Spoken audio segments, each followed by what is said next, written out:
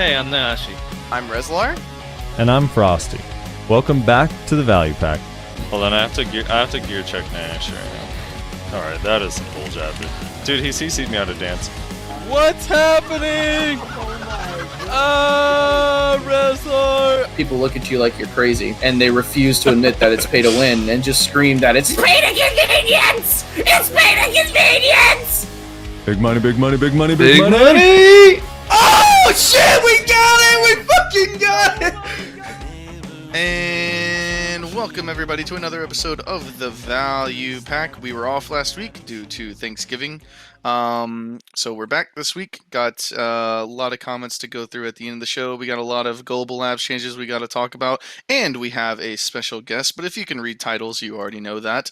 Also, if you're in stream, you've already heard him speak. So, well, there's that. But before we get into any of that, I gotta thank our lovely, lovely patrons. Hawaiian I Has Issues, Jeremy Johnson, Calahad, Melt on Your Mouth, Minaria, Slytech, Talus X Septum, and thanks. Appreciate you guys, as well as all of the Twitch subscribers on our Twitch channels, which you can find in the description down below. Again, if you're watching this in video format. If you're watching this via stream, well then hello, you're already here. Alright, so we got some stuff we gotta get to, but first we got to welcome back a returning guest. It's Divios here. Hello, Divios. Hello. And he's here to not talk about Striker this time. We explicitly brought him to talk about non-Striker things because we want to get to know.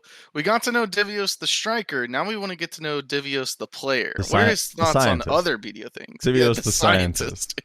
Yeah, Divios is like whenever I'm like, dude, I need to find like, so you know how like all these damage numbers, it's like blah blah blah, percent times 7, crit 100%, damage reduction PvP 27. And then you get the new skill and it's a little bit different. I'm like, all right, I got to find Divios or Multi. One of these people just knows this math off the top of their head.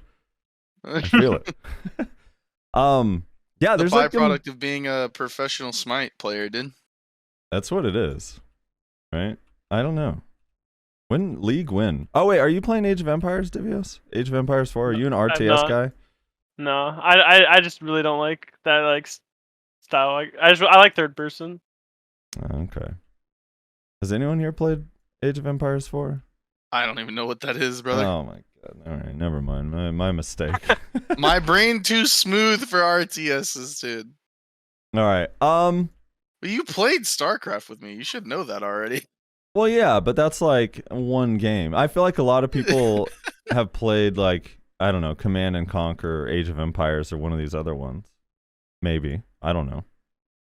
But Age of Empires is like the new. It's sad because StarCraft 2 is like pretty old now, and a lot of players are moving on from it to Age of Empires, and it's sad. You know, it's just the end of an era for me.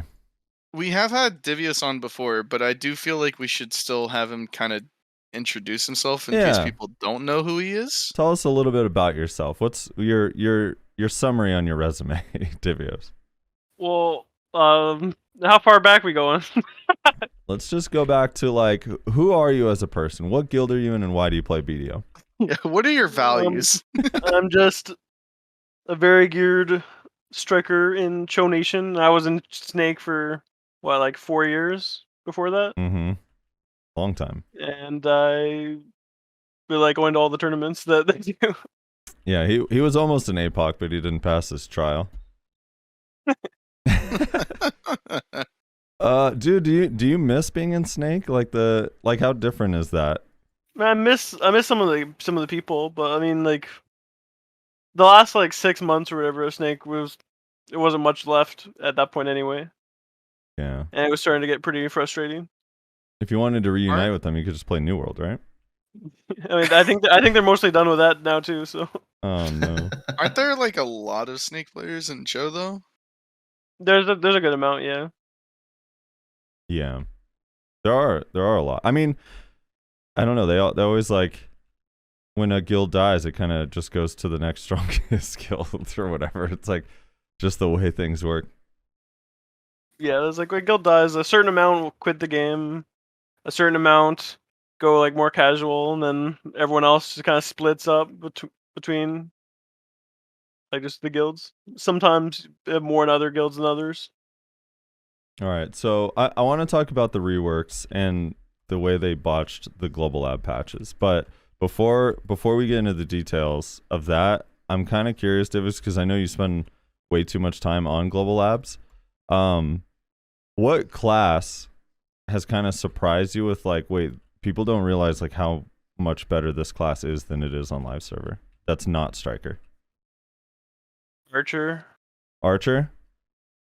I mean, Awakened Zerker is like the scariest one to me, but Archer, like the improvements are crazy. Anything specific? Like, is it just damage? It feels so much harder to like catch, and yeah, it does way more range poke and range pressure. It doesn't just rely on getting a catch, then just run up to you in full bloom. It has so much more it can do now. Yeah. Any class that you fought where you're like, I can't tell if anything's changed? This is gonna be controversial. Not. I mean, I'm trying to look. I mean, other than, I think most of the ones I'm thinking of, Suck Valk. Yeah, Suck Valk is mostly the same. That's the one I fought that I'm like, wow, this is the same as live. Yeah, their changes are interesting because they're not like, I mean, they got some PvE buffs and then they have like the hotkey change on Judgment Light, some cooldown reductions, but they didn't get anything that's like, whoa, this is nuts. Yeah, most of the cool new things were all in Awakening. Yeah. All right, so these patch notes came out ever since the rework started coming out back in early September, which is still like, it blows my mind. Like, if you're a striker, a warrior, or a ranger main, you gotta remember back 3 months. Yeah, you saw your rework in early September. It is now December 5th, and we're still 3 weeks out from getting this on actual live servers. But since that patch, what they've done every single week is a change log that shows the differences from the previous patch to the current patch. So you know kind of everything that's different, and this has been the case every single week. Last week they took off, and then this week I think a lot of people were like, oh, well, if there's no patch last week, there's going to be a lot of stuff this week. But the problem is this week they did, instead of a change log between the 2 weeks, they did an overall, here's everything that changed patch note, and it is, a lot of it is inaccurate, and it's also extremely confusing because a lot of things look like they got nerfed that didn't get nerfed. And I don't know, man. Like, this thing has been like just nothing but problems, I think, for PA and for anyone who's trying to help like understand what's going on. I don't know. What were your thoughts, Divios, on when you first like were reading through this? Like, I basically just like had to just skim through and just read. Like, I went in game first and I just read all my skills, and then after I looked and see I could find stuff. And one of them I didn't find until I've already been fighting for like 2 hours. I'm like, wait, what was that? And then I read up on the skill. I'm like, oh, they did that. That's awesome. But yeah, it's hard to. It really is like hard to like understand. Like, it's very awkward. Very awkward. So wait, let me try and make sure I understand what they did. So instead of saying what changed from last week to this week, they said what's changed from essentially live to this week. Exactly. Yes. And they have like, here's what it looks like, fuck? Rose. I'm putting it in the group chat, but that's essentially what it looks like. They have a row that says official server, and then a row on the right that shows like the GLabs test server. And so we don't know what changed just by looking at this unless you remembered or knew for sure what was going on the week before, and yes, some of the stuff just isn't listed right here. So and some of it's just wrong. Yeah, some is missing, some is just wrong. Yeah. So I'll give a couple of easy examples on Kunoichi. So on Kuno, Wheel of Wrath now has 2 less hits in PvP in the most recent patch that it did not have before. So if you see Wheel of Wrath in that screenshot that I posted at the bottom, and it doesn't say that anywhere on there. It just says during cooldown and PvP damage, same as before. So it doesn't mention that they added, like remove 2 hits for PvP. Another example is Prime Flash Slash. If you look at the top of this screenshot, it shows, and keep in mind, the left column is, quote, official server. That's how it's listed on their little spreadsheet thing here. And Flash Slash, that version of Flash Slash that you see on the left was never on official server. That was a couple weeks ago, like 4 weeks ago, version of Flash Slash that was on GLabs. So when people look at this, they're like, wait, the damage used to have 7 hits and now they reduced it to 5? Why? And it's like, no, actually, it's only 5 hits on live server, and they put like a random old patch note from GLabs on the left. So it's like incredibly confusing. And there's it's like some... It's like that for Gore Roll too. Gore Roll says it's like 1,200% or 1,000% on live. It's like 600, and it says it now, and then it says it went down to like 750 or something, and so everyone thought it was like a 30% nerf from live. Yeah, exactly. Like, no. Same thing here. Like if you look at the if you look at the Half Moon Slash, this is so great. Hold on, let me switch over to my Kuno here on GLabs, because Half Moon Slash is even like more egregious. So on live server, Half Moon is like 842 times 4. On here, it says that the live server is 1149 times 3. And then on the right, it says that the new version is 1149 times 2, max 2 hits with 10% attack speed. But both columns of this information are wrong. Not only is it not 1149 times 3, max 2 hits on live server, that's what it is on GLabs, but it's also not times 2 max 2 hits on GLabs. It's still times 3. So it's like literally this entire thing is a lie from left to right next to Half Moon Slash. There's not a single point of accurate information except for it got 10% attack speed. The same with Musa's passive on the patch note and Hash passive on those notes. They're both just wrong. Well, at least compared to what they are on Global right now. They're both... So it's all messed up. It's so weird because in the previous weeks, I'm trying to think if there were any major, just the patch notes were totally wrong. Like there might have been some little things, but this is like crazy how wrong it is. Well, they had to get together everything, right? So yeah. So I have 2 thoughts, right? So mistakes aside, right? Because it's clearly beyond fucked up. I'm more interested in why they would do this. And there's 2 thoughts I have. First is that they want this to be like the definitive notes. That's like, hey, this is what's changing, like as far as reworks are concerned. So you can link this to someone who hasn't been paying attention at all, and they can see like, okay, it went from this to this. Again, mistakes aside. But there's also a like a tinfoil pessimist part of me that's like, they totally did this so that they could hide how little changes some classes have gotten, like after their like initial reworks. Well, that's the thing though, is like, here's the thing, is like week to week, there were some major changes from 2 weeks ago till today. Like legit, like major changes that you have no idea unless you investigate and test. And then it makes you wonder like, well, is my skill on GLabs wrong? Or is my skill in the patch note wrong? Like, what is it actually going to be when it comes to live server? Like, which one is supposed to be the real one? Because I don't know. It like, all right, Beast Rampage. Beast Rampage actually doesn't even give, it gives no real information in this change. So it says float upon a successful additional hit from the live server and minus 9.1% damage reduction in PvP. And then it says the reboot version is down smash when additional hit is successful, 20.9% damage reduction PvP. Additional hitting behavior change, flow after additional blow can be linked, increase attack range. So if you read this, all it says is you got nerfed in PvP. That's literally what this tells you. You lost the float. It has more PvP reduction, but it has a bigger AoE. That's all it says. Yeah, that's all it says. But here's the thing that's crazy about it. Like the live server version is 1192 times 3, max 3 hits, and then the additional hit is 1192 times 3. But the GLabs one is 1322 times 3, max 3 hits, and then the extra hit is 1322 max 6 or times 6. So it literally has like 200% more damage per hit, and the last hit has 3 additional hits, which is a major patch change that like kind of makes the 20% damage reduction make sense.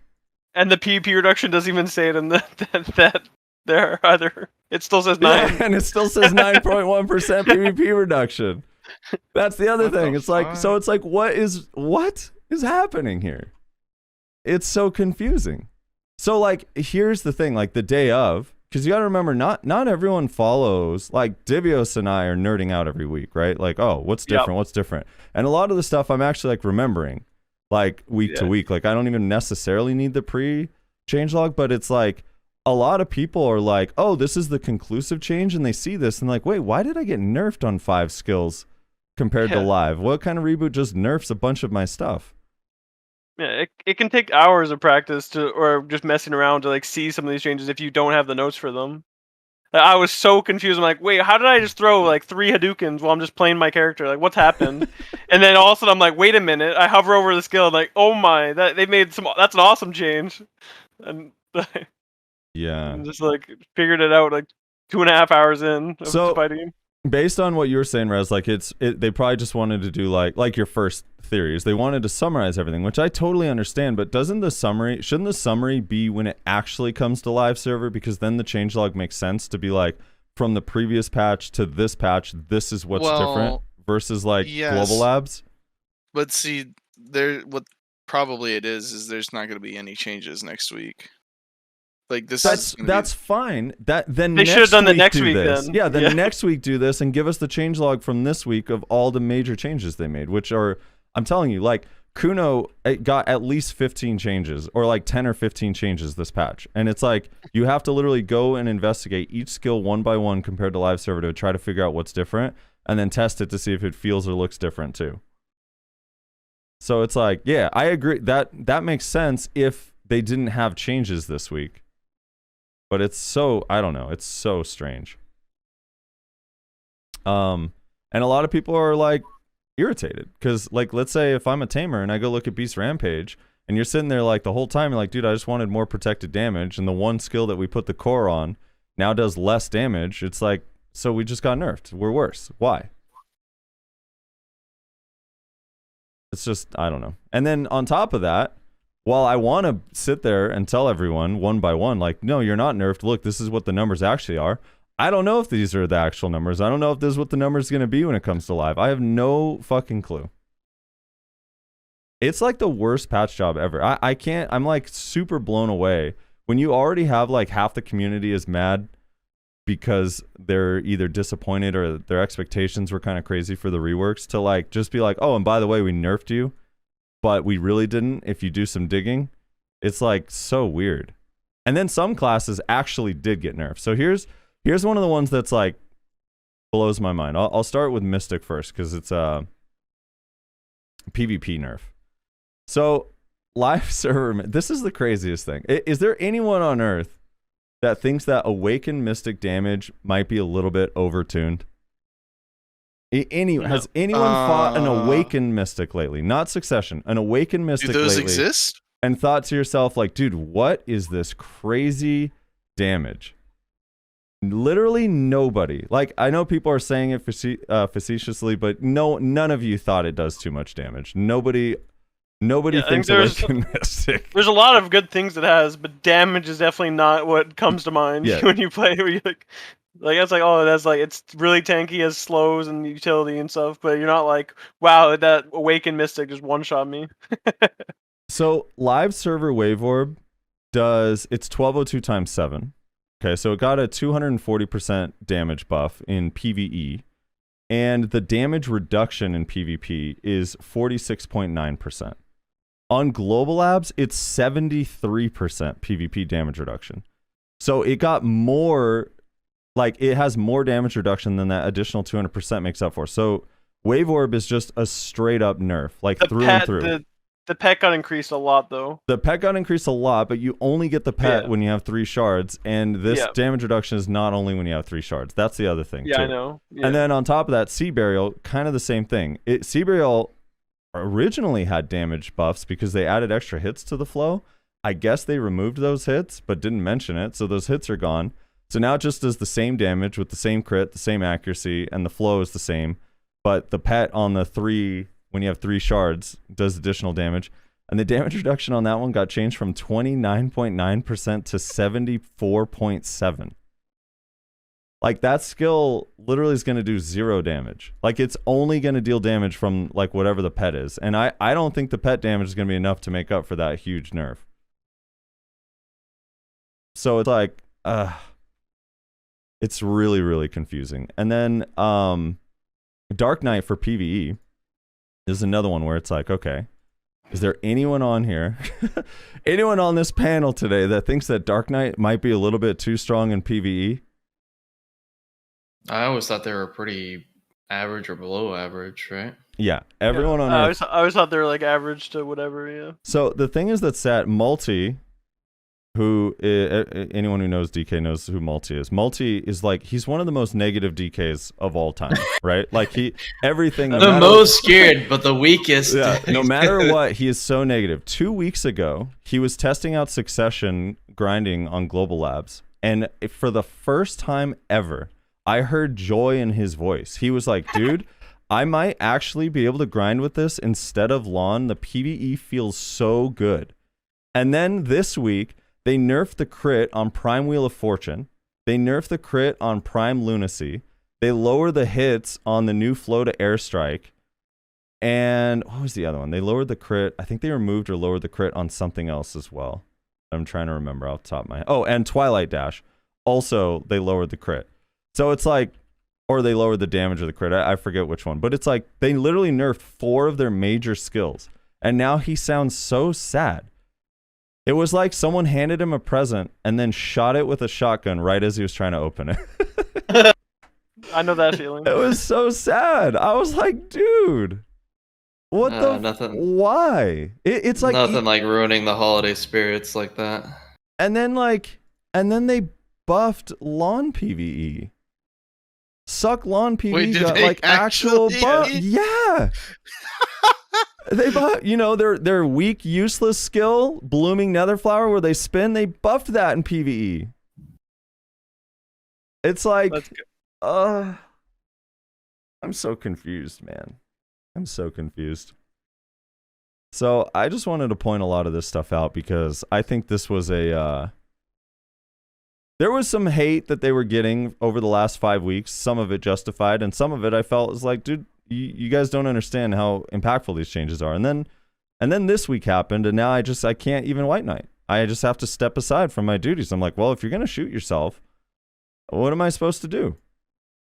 Can't help you anymore. Block the bullet, Frosty. I can't help you anymore, man. Throw yourself in front of it. Yeah, it's just like, dude, a lot of these changes like actually don't make sense. Yeah. I think overall this is going to end up being a disaster of a Christmas present. They did give Flow Bombardment forward guard back. That was what Multi said too. That was funny. He was like, yeah, our rework is that the good thing about our rework is they didn't take our forward guards. I'm so happy. It's just weird, man. So I've been hearing from, I don't know if you've heard differently. I haven't really tested the PvE on my class, but I've been hearing it's, even with all the changes, it's still just New Year's Eve spam. I don't trust anyone that plays your class. I got into it because one of your skills actually... Wait, I thought it was just Musa. No. I thought it was Musa you don't trust. The other day, this dude was arguing with me about the damage on one of the skills, like Petal... what is Petal that? Bloom? The one that you charge. Petal Bloom. Yeah, and it was like back and forth. And I had someone else, and Nihilus was like mathing it out. And he was like, no, it's still a slight damage buff in PvP and a huge damage buff in PvE. And he's like, kept saying we were wrong and like sent some math and was like, here's the math, you're wrong. And then finally when he was wrong, he just went radio silent. It's like, dude. What was it? Wait, what was he saying about the damage? He was saying that the PvP damage was actually a net nerf because it got increased PvP damage reduction, right? But it got increased like PvP damage or increased damage on the actual skill itself. But when you math it out, the change is like very minor. It's like a 1% damage buff when it like on GLabs, it's like 1% stronger in PvP. But in PvE, it's like it's like 400% per hit, you know? Yeah, they definitely tried to beef it up pretty heavily, but it's like I've seen some videos, some Korean players, I guess, were testing PvE damage and whatnot, and it just didn't look impressive. Like I personally haven't tested myself, so I got to take it with a grain of salt. But He wasn't really doing anything that wouldn't be out of the ordinary. So yeah. Anyway, I don't know. It's just weird. Well, yeah, you'll have to test when it comes live. I just some of the numbers are way too like Najil says. He like is a Mawa deep down diehard Mawa fan, and he was testing the GLabs. Says it's definitely not New Year's Eve spam. So I think you have to test yourself. I don't know. Like the numbers are too different for it to be just New Year's Eve spam. Like, no, I'm not saying you won't still use New Year's Eve, but it's like some of these skills have just insane numbers. Yeah.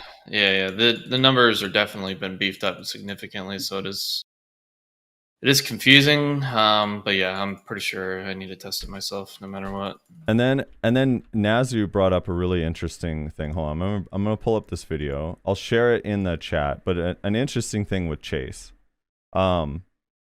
There's a bug with Chase. So he and I were like talking about Chase, and I did 3 chases side by side, and I was like, dude, there's a pretty big difference between live chase and GLabs chase. And then he went and did a test that was like really like across the map, and he's like, dude, it's only like 0.25 seconds faster that you get to somewhere. And then he discovered something yesterday or a couple days ago of like partially why it looked that way to him, because the way Chase is working now, and I know there's no way this is intended, but the way Chase is working, if you hold RMB, it starts the next chase before the previous chase is over, so you don't get the full distance. So you have to tap RMB to get like the full length of the buff, but then it's like slower if you do it that way. Yeah, that actually is that's not new, actually. Like I've seen that before in the past.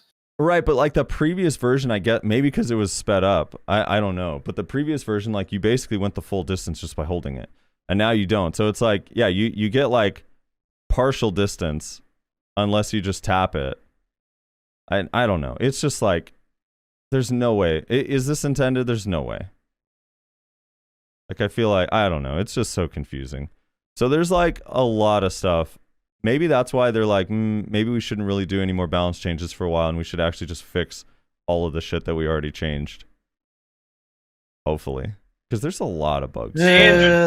Somehow they introduced a hilarious bug to Striker this week. I don't even know what happened. Like it's just they didn't touch anything to do any of these awakening skills or anything, and just this skill no longer works. What skill? The little monkey leap. It always does. The little baby one now. You can't extend it. Oh no. Is it a bug, or you think they just nerfed it and didn't tell you? No, it's just a bug. But it's just funny. Dude, and then like some of the inconsistencies, like spiral cannon versus spiral torpedo. Like, why did the same core not get fixed for both classes or for neither class?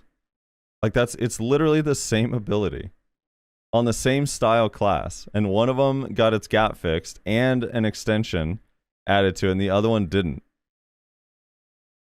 And it's like, I don't know, for the first 4 weeks you could sit there and be like, yeah, well, they're not done, they're still working on it, like maybe it'll get to that. And then now it's like, what's their excuse now? Yeah, I guess that's it. I think it was probably just based on like what people were like complaining about more. Obviously, I think strikers were complaining more about it than mystics.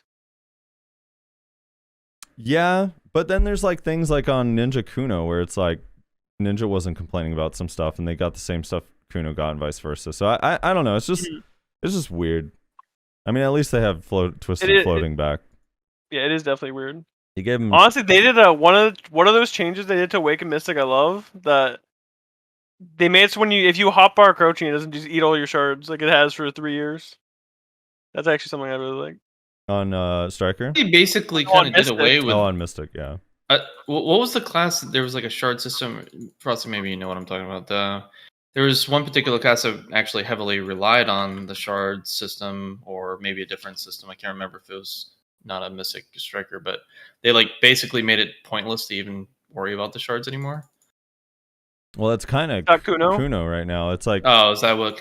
Yeah, that was like the joke that I was saying, because like if you look at the Suck Kuno, so they have like these videos now for all these classes. So like if I scroll down to Suck Kuno, it's hilarious because they show the new shard interface and for like when you get your ninjutsu stacks, they have this new interface, but you also get the buffs on your bar. So you see them on your bar, you see them floating around your character, and you have this new interface that looks like the Martial Shards from Striker Mystic. But like the management has been borderline removed because you don't ever lose the shards anymore unless you use Wheel of Wrath or Dance. So it's like you always have them. So you don't need to manage them anymore. So now we have like more ways than ever to manage them, but they removed the need to manage them. So it's like super weird. Yeah. That is weird. Yeah, Sork is kind of getting there too, because like they removed a lot of their shard requirements as well. I don't know. So it's just strange. And then Suck Zerker, I don't even know where to begin. Rez, have you been reading some of the Suck Zerker complaints? Can you lay them out for me? No, I gave up quite some time ago that they were ever going to make Suck Zerker viable. Yeah, I didn't even look at what the changes were for Suck Zerker because I just assumed they're never going to figure out Beast Form and the Pre-Awakening stuff like combined now that they leave you in Beast Form forever, which is like supposed to be a buff but also removes all the cool things that you can do. Mm-hmm. Yeah. So yeah, now in Beast Form, you can't use Fear Strike without. You can only use the claws.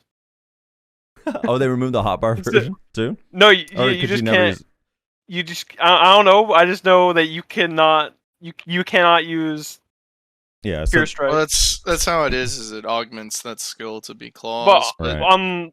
on live you can use it as a float still and then go into the claws, but you can't there.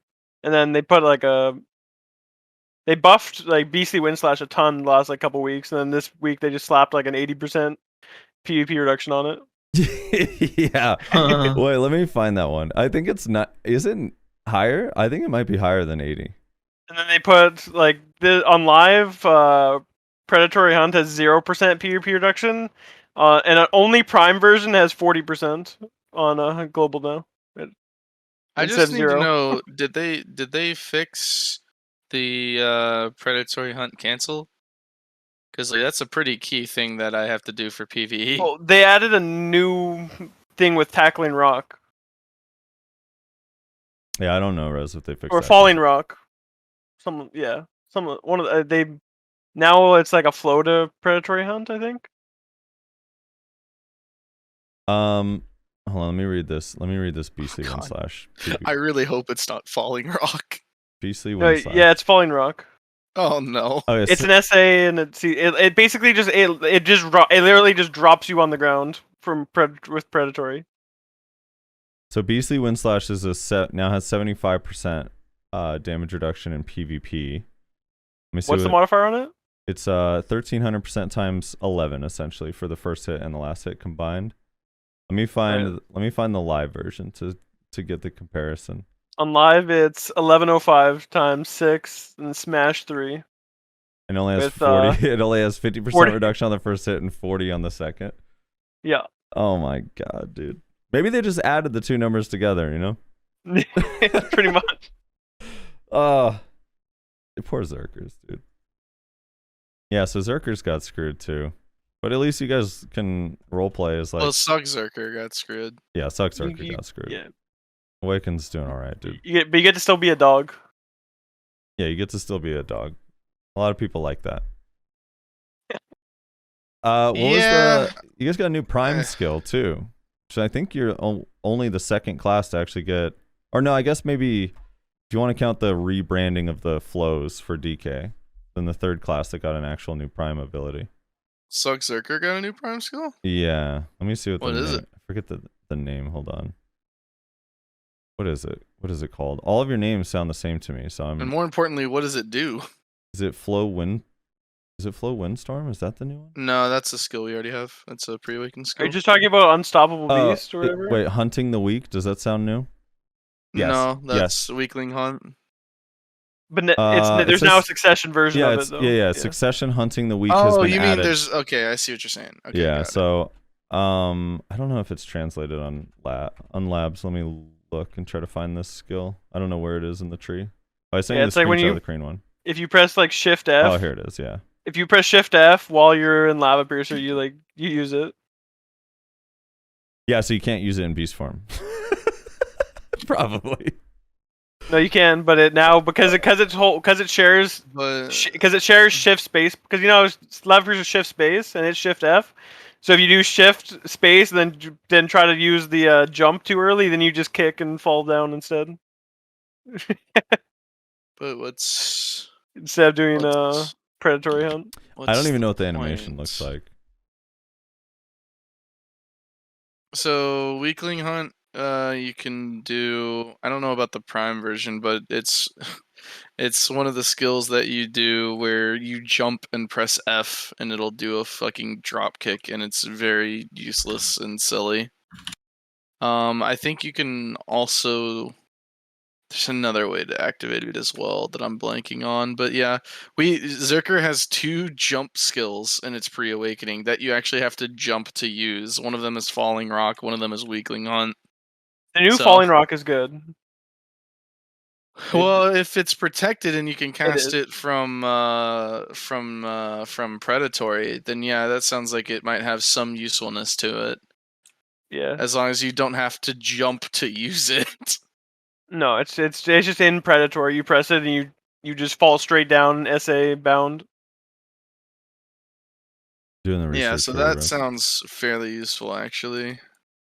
Yeah, instead of having to like get their perfect range, you basically whenever you're in range, you just cancel it with that. I'm gonna try to. Oops. I'm gonna see what the skill animation looks like because I haven't seen it yet. All right, it's just Shift F. Yeah, Okay. jump F. I think Shift F might be able to do it as well. No, Shift F is the new one. The new one. You can do it during Lava Piercer. I've seen that. Oh, the new one, Shift F. Yeah, the new one is Shift F. Okay. Yeah, it's just like a dive kick. And then, what is the Falling Rock Keybind? Frosty, I think it would probably L and B or something, maybe F. I'm not sure. Rose, what's Falling Rock Keybind? It's in live. It's jump left click, but I have no idea about global. Try down F left click then. That? Oh, that's kind of interesting. What was that? That is it. Yeah. Oh, it has linger on it too. Can I do it again after? No, once you're in beast form, you can't. Or is it just no? a It's long uncool. cooldown? It's a, oh, okay. Yeah, predatory is a 20-second cooldown. So so you could cancel predatory with it instantly. Yeah, you cancel predatory with that. Ah, okay. That's kind of interesting. You can do it with a super leap too, if you do it out of a lava piercer. Oh, Shift F looks kind of interesting. Oh no, it's just what? That's just F, huh? Wait, what is? Dude, I don't know. This class is so confusing. This class is like such a clown car. I don't know what the hell, man. So predatory leap always puts you in beast form? Yep. All the predatory and all like the I think fearsome tyrant does as well, and probably one of the other heals as well. At least one of them. Yeah, and if you use, so you can press C to enter beast form like naturally, and then I think those skills like extend the duration or whatever. Well, now they just always give it to you, even if you're not in it. Oh, okay. That was a change this week. So you don't have to press C anymore. You still have C, but yeah, you don't have to press C. You can just predatory hunt in or do something else. Okay. Get it? Interesting. Yeah, unfortunately, I'm not Danny, so take this with a grain of salt. I don't know what he said about this, but I don't think any of this fixes any of the problems that Suckzerker has. No, there's this guy Reaper in my guild. He was like actually pretty happy. He was like dueling around with it and like getting used to Zerker, and he was like pretty happy with it a couple weeks ago, and then this week he went back straight down to sadness. Yeah, and he's like tilted and pissed and angry. So, but the thing is like Suckzerker, even on live, Suckzerker in 1v1s is like okay. It's like it's fine. But the problem is it has absolutely no place whatsoever in large scale, and nothing that they've done with the class does anything to address that, I don't think. Like, the class doesn't even have, like, protected damage. Like, I don't know. Yeah. It doesn't have burst, it doesn't have protected damage. Like, what are you supposed to do? I don't know. I was told your which one is it? Is it Feral Stampede? Got nerfed. The Rabomb charge thing? Yeah. I have to actually look to see though, because I Apparently, I believe it got buffed like pretty big on a previous week, so if they nerfed it, that makes sense. yeah, let me see if it's Because I vaguely remember people saying that it was actually like kind of busted again. yeah, so it's literally the same as it is on live server, but its crit rate is in PvP and PvE, so that's the only difference now. It's not just so PvE. it's useless again. Got it. Back to being useless. Yeah, because no one you use that as like flare essentially in like 1v1s. I don't know. Like it's just a really fucking risky thing to do. You just don't use it really. Yeah. And then Guardian got some random secret love thrown in. I think some changes nobody expected. What, did they reduce its cooldown on this grab to 5 seconds instead of 6? No, so like they got some damage changes on some legitimate skills. So they got a few on absolute skills last week, and then on like flows, and then this week they got a couple more cool things. Let's see. Prime Realm of Black Blood got a damage buff. Although I don't know if it's buffed in PvP. I'd have to do the math because it also has more reduction.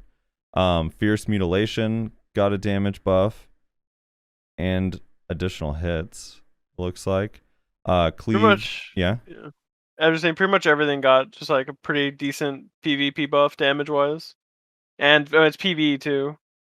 But yeah, and then Awakening also like they changed. I guess they changed like Searing Fang damage, which is supposed to made be buff, right? you know that ability where they kind of like underhand swing and do like the uppercut thing. Yeah, the two from, like hits. long range. That ability is way better now, way better. Is it? Why? That's like Contempt. You can see the numbers on it, but they did all the hits hit in the whole AOE now, and it does way more damage. Do you think it's going to be noticeable though, since they removed the air attack? Because isn't it also a float? Yeah, but it's such a it'll do a lot more damage consistently. Because the thing is, right now it misses a lot, or it only a couple hits land of it. Yeah. They also buffed God Incinerator a little bit, like 140% damage per hit. So yeah, they got some cool stuff. They're gonna be busted now. Divios is a bit too loud. Give him a break, dude. He's excited. His mic volume changes every like sometimes it's loud and sometimes it's quiet. It's just Divios, he just gets so excited. Oh shit. I don't know. So yeah. Do you guys think that there's going to be more changes next week or the week after? No. I think that's why they did this patch like this. This is probably it. They're gonna send it. But some of the things are still so buggy that they like have to. Well, so they them, might right? do like bug fixes or like quality of life things. But I think that as far as like balance changes, this is it. I don't think this is it, but I think it's gonna keep slowing down, right? It's not gonna go. There's not gonna be more and more changes. It's gonna just be like a couple changes here and there for each, instead of it being like pages for every week. Yeah, they did randomly nerf Prime Shadow Stomp, and I hope that gets changed back. That made me sad. Yeah, I don't know. I also wonder, like, I feel like there's going to be changes between the KR launch and our launch when, like, they see a random skill is just way too strong or something. That's, like, really, really obvious. I could see, I don't know, like, it's just like I remember the Rabombs were, like, nuts on not the third Rabomb, but the initial Rabombs, and a lot of them were like nerfed before we got them. But yeah, we also did get them like 6 months later, so There's only 1 week, so maybe not. Yeah, Hash for Bombs went live though. Dude, yeah. I mean, it was only 2 weeks though. Like they Yeah, I only know. lasted like 2 weeks, but yeah. Hash is still mad about that. Dude, Hashes also didn't get accuracy. Like that's the thing that's so crazy. Their passive is still evasion. It's weird. In game, it's accuracy. Yeah, in game But- it's accuracy. Their known issues list says it's supposed to be evasion. And it's like, dude, it kind of needs to be accuracy. Otherwise, it's like, I honestly feel like it needs both though. That's the thing. Like, yeah, it probably does need both, honestly. like I feel like it just drops the AP, make it 5% accuracy, 10% evasion. Just try to like Hey, split how the are difference those? somewhere. Speaking of passives, how are those unique passives coming along? They're just gonna release those all at once. Those aren't like a balance thing at all, so that they can do that whenever they want. Yeah. Like, Also, like, That's just gonna be. But like, wasn't that literally one of the things they said that this rework was the purpose of? To give every class, like all of the old classes, their own unique passive, like That was more Hash of like Desert a- Running or was more Corsair of an- Swimming. I think it was more of like an addition, where, like it's gonna be there as well, kind of thing. And I honestly think like that's something they could just put all of them in whenever they want, type of thing. Because it's Did not. they It's also- like outside of the Corsair Yeah. one, like most of them are useless anyway. I guess the Sage one is kind of nice, but like, it's not even really necessary.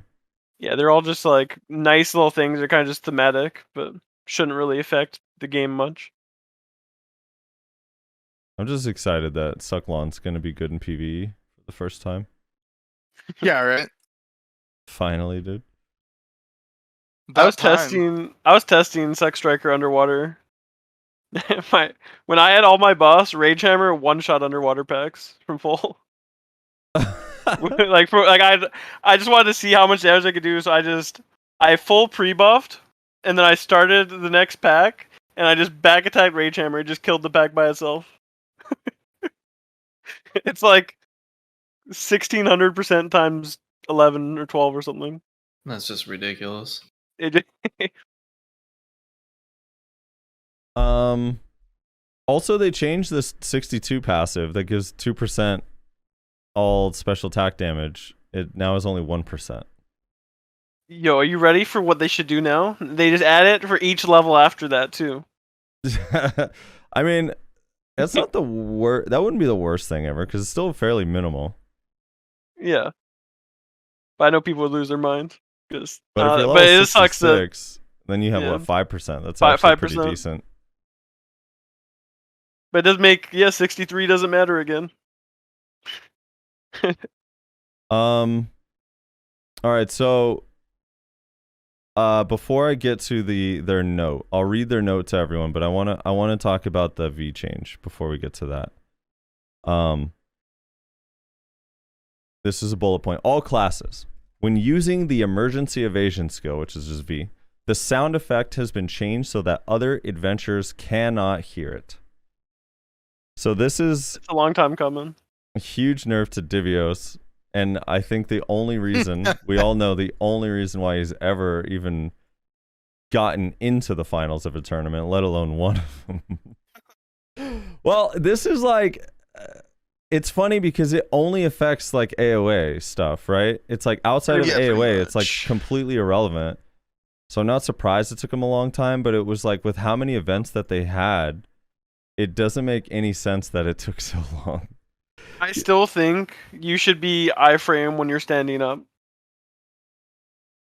Yeah, that, or it should have just been like the long, like, you know how before you could extend it by stopping for a second? Like, just Yeah. make that the default length so it's always the same and really far. So that way you actually can get distance between you and your enemy. The thing is, I just hate is that like some classes really exploit like the fact that like how long you take to stand up. They can just range you or close the gap really fast onto you, and other classes can't do that at all. Yeah. And I just think like because the problem before was that like by the time you were visible, you were already attacking and doing stuff. Where I think you should just be you stand up. And you're visible, you're there, you're standing there, but you're iframe and you can still play. Yeah. So it's just like okay, it saves you, but then you like It's like, okay, he's coming out here, the fight resumes. Instead of before where it was, all right, he V'd. I guess I gotta keep running around because he's gonna appear on top of me, already attacking. Yeah, the V exploit, the instant weapons out V exploit shit was a really The thing is- stupid period of time. The thing is, a lot of it wasn't even an exploit. A lot of the times it just happened anyways. It happens naturally too. So it was like, Yeah. yeah. I was asking Malt. I was like, dude, you're screwed, man, because he catches a lot of people out of V, and he said that he didn't V sniff, that he never turned his sound up. He said if you go rewatch all his matches, he goes to the middle of the arena, waits, dashes, and then airstrikes them out. Because he could basically reach anywhere from the middle, like almost. So maybe not like the edge, but most people went behind the pillar, and it only took like one mobility skill and then like the airstrike to be able to catch him. Yeah, I mean there probably should be a little bit of protection there, but at least now it's not. Dude, like the V-Sniff thing like just takes the wind out of so many exciting matches in one, especially when it comes down to a 1v1 where it's like, oh, and he V'd, and then it's like, but it literally doesn't matter, and you just see them, you know, I don't know, it just takes a lot of the. Yeah, it makes 3v3s really awkward because it's basically the match turns into catch one person and then everyone just stacks on that guy as EVs, and then you kill one person, and then it's over. Yeah, Hunter says it's over for Divios. Yeah, I'm doomed. Well, you can always do like, you could just switch to Suck Sage though and just be ranged. You'll be fine. Is it time for the reign of Divios Light, dude? I don't know. Not if he is C2 in his musket. Not with I was gonna say not with his C2 musket. Oh, dude. All right. So V got changed. Let me read this letter and then we'll react to it. All right. This is probably the same letter. Maybe it'll be translated slightly differently when we get it. That we're gonna get on live server when we get the patch. Here we go. Hold on. Let me clear my throat. Greetings, adventurers. I Yeah. do, before you start this, Frosty, I do just want to point out that it's so funny to me that this. How long did it take you to quote unquote quickly read through these notes? Oh yeah. I ended up not, because I was like, dude, this sucks. Like I can't even do my traditional. Yeah, so like every week normally I read through the whole changelog, but this is like I'm just rereading things that are we already know, so it was a waste of time, so I just didn't do it. It was a lot less exciting, for sure. Yeah. All right, so here's their letter. Greetings, adventurers. The class reboot update is planned to be released in Korea December 15th and globally on December 22nd. With this update, we've compiled all the changes that were made to each class throughout the reboot. First off, a major focus of the reboot was balance to PvE efficiency. Right, DKs? Between the different classes. Please note, after PvE improvements were made, PvP damage was adjusted as well and is available to be tested on GLabs. Each of the class PvE efficiency was raised to levels comparable to certain classes currently considered the best PvE classes on the live servers. The classes that are currently thought to be too strong on live servers will be slightly adjusted in future updates. So now, this is the kind of the first time they've mentioned this, but it does sound like they plan to nerf classes that are too strong in the future in PvE. They've never mentioned that before. Lon. That's why they buffed Lon, so that way Lons can't feel as bad when they nerf them, you know? It's their secret strategy to keep Lon on top. They buff them now so they can nerf them later and they're still OP. Exactly. Additionally, we revamped some of the standard looks of classes during the reboot as well. That's one thing where, as a Kuno, I'm a little bit sad. We didn't get a single new animation, which is unfortunate. I guess technically ground thrust, like the way our character moves, but we didn't get any like sparkly new animations that all these other classes got. Dude, what's up with that? Anyway, continuing from Musa and Meiwa, we're releasing new looks and hair for Warrior, Valkyrie, Ranger, Kuno, Striker, Ninja, Mystic, Sork, and Archer today. We hope that the reboot update will be meaningful not only in the functional sense with the rebalancing, but also adventurers that love to customize their characters as well. We'd like to once again thank everyone for their patience during the reboot process. We will stay focused on the reboot to the very end until it is released on the live servers. Last but certainly not least, we are continuing to receive a lot of input on ways to improve class PvP balance and competitivity, which I hate that word. I don't think that that's a real word, but competitivity. We are currently combing through each suggestion and seeing what we can do to improve. Rest assured, the release of the class reboot update does not mean we are done balancing. We will continue to monitor PvP trends as we continue to move forward. As we prepare to introduce upcoming content, including the MMR-based Ranked Arena, Arena of Solaire, we will strive to improve class balance, but in a methodical and careful manner while closely analyzing data, which will be also available to adventurers. Thank you. It is a word, by the way. I googled it. Do we like It its just use sounds right like there? it shouldn't be. Yeah. Does it fit right there? Yeah, I think so. When's Zerker getting new looks, dude? That's what I want to know. Oh, like the visual looks? Yeah, everyone's getting all these new like faces and hairstyles and shit. They gave you guys new Zerker's ears. left out in the cold, dude. No, they gave you new ears and a new double chin. One of your beard options is just extra skin now. Which is hype, dude. Yeah, I don't know. I want them to, so that way I can actually try Zerker out one day. I want them to just give like a legit warrior template where you just are like a small warrior character, but with Zerker skills. Would you change to that, or you think you'd stay big goofball if they had that option, like to just be a small, normal-sized character with normal posture? So here's the thing. I usually will make my character small if I'm like really tryharding, just because like whenever you're talking about in the scope of a fight, right? Every like 0.1 second like matters quite a bit. So if I can make them just like slightly slower to being able to like identify where I am or where I'm coming from, then I'll do that. So if I'm playing competitively, like if I'm actually like kind of tryharding, then I probably would do that. But otherwise, no, probably not. All right. I like that Zerker's different. That's part of the appeal. Yeah, I think it's a big reason why people don't play it. True. This so they say as we prepare to introduce upcoming content, including the MMR-based Ranked Arena of Solaire. So I want to ask you guys, one, do you think that they're gonna announce or talk about this more at the ball on the 11th? That's the first thing. For sure. Do you think Will we get anything? Will it actually be something that's like ready and like they actually have a lot of info on? Probably not. But I think they definitely will. They'll at least mention it and talk about it a little bit. So you don't think they're gonna give us a release date? No chance. No chance. Actually, all right. What kind of release date do you want? Do you want one like the T10 no, unicorn? not a that was quarter. coming Not- out That's exactly No, what they told us September 9th. Yep. That's exactly what they'll do. They'll say like, we're aiming for a late 2022 release, like not an actual date, but just like a, hey, this is when we'd like to have this released. Yeah, but now like, that that's exactly what they'll do. Now that they're going to be done with the reboots and everyone's super happy with the balance their class has, they're able to focus on this, aren't they? Oh yeah, for sure. Yeah, totally did.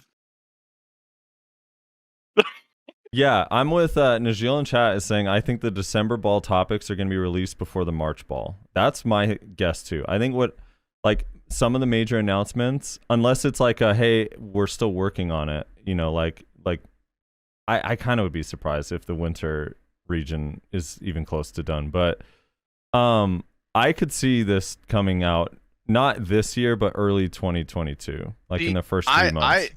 I actually think they're gonna announce the new region. You think like they're with gonna a hard date and everything. Really? I think so too. Yeah.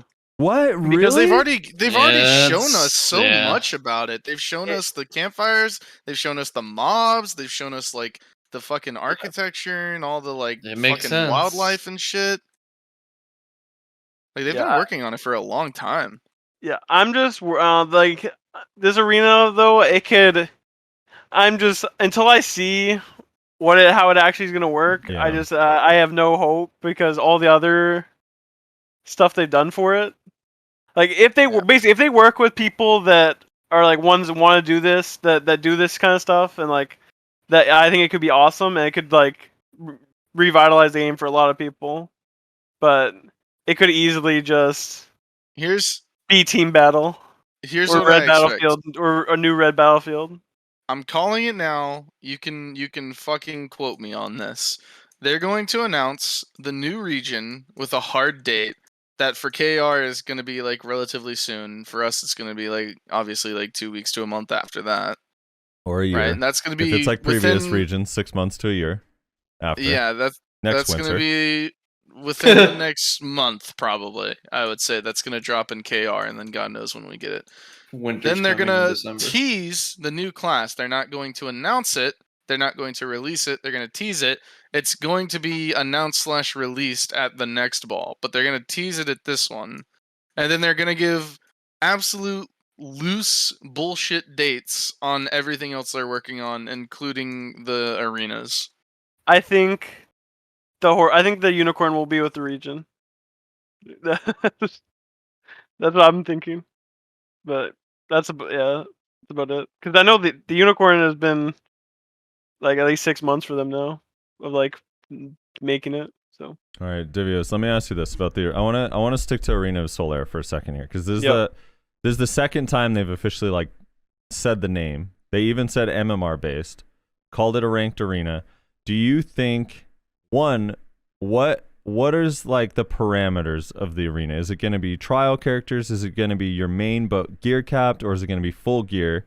And like, what do you think it's going to be, and what do you want it to be? Like, what do you think would actually be good for the game, as far as like ranked arenas for 1v1, 2v2, and 3v3? I hope it's not. I hope there isn't 1v1. I think 1v1's awful, but I think 2v2 and 3v3 is very interesting. 1v1 is fun. Stop.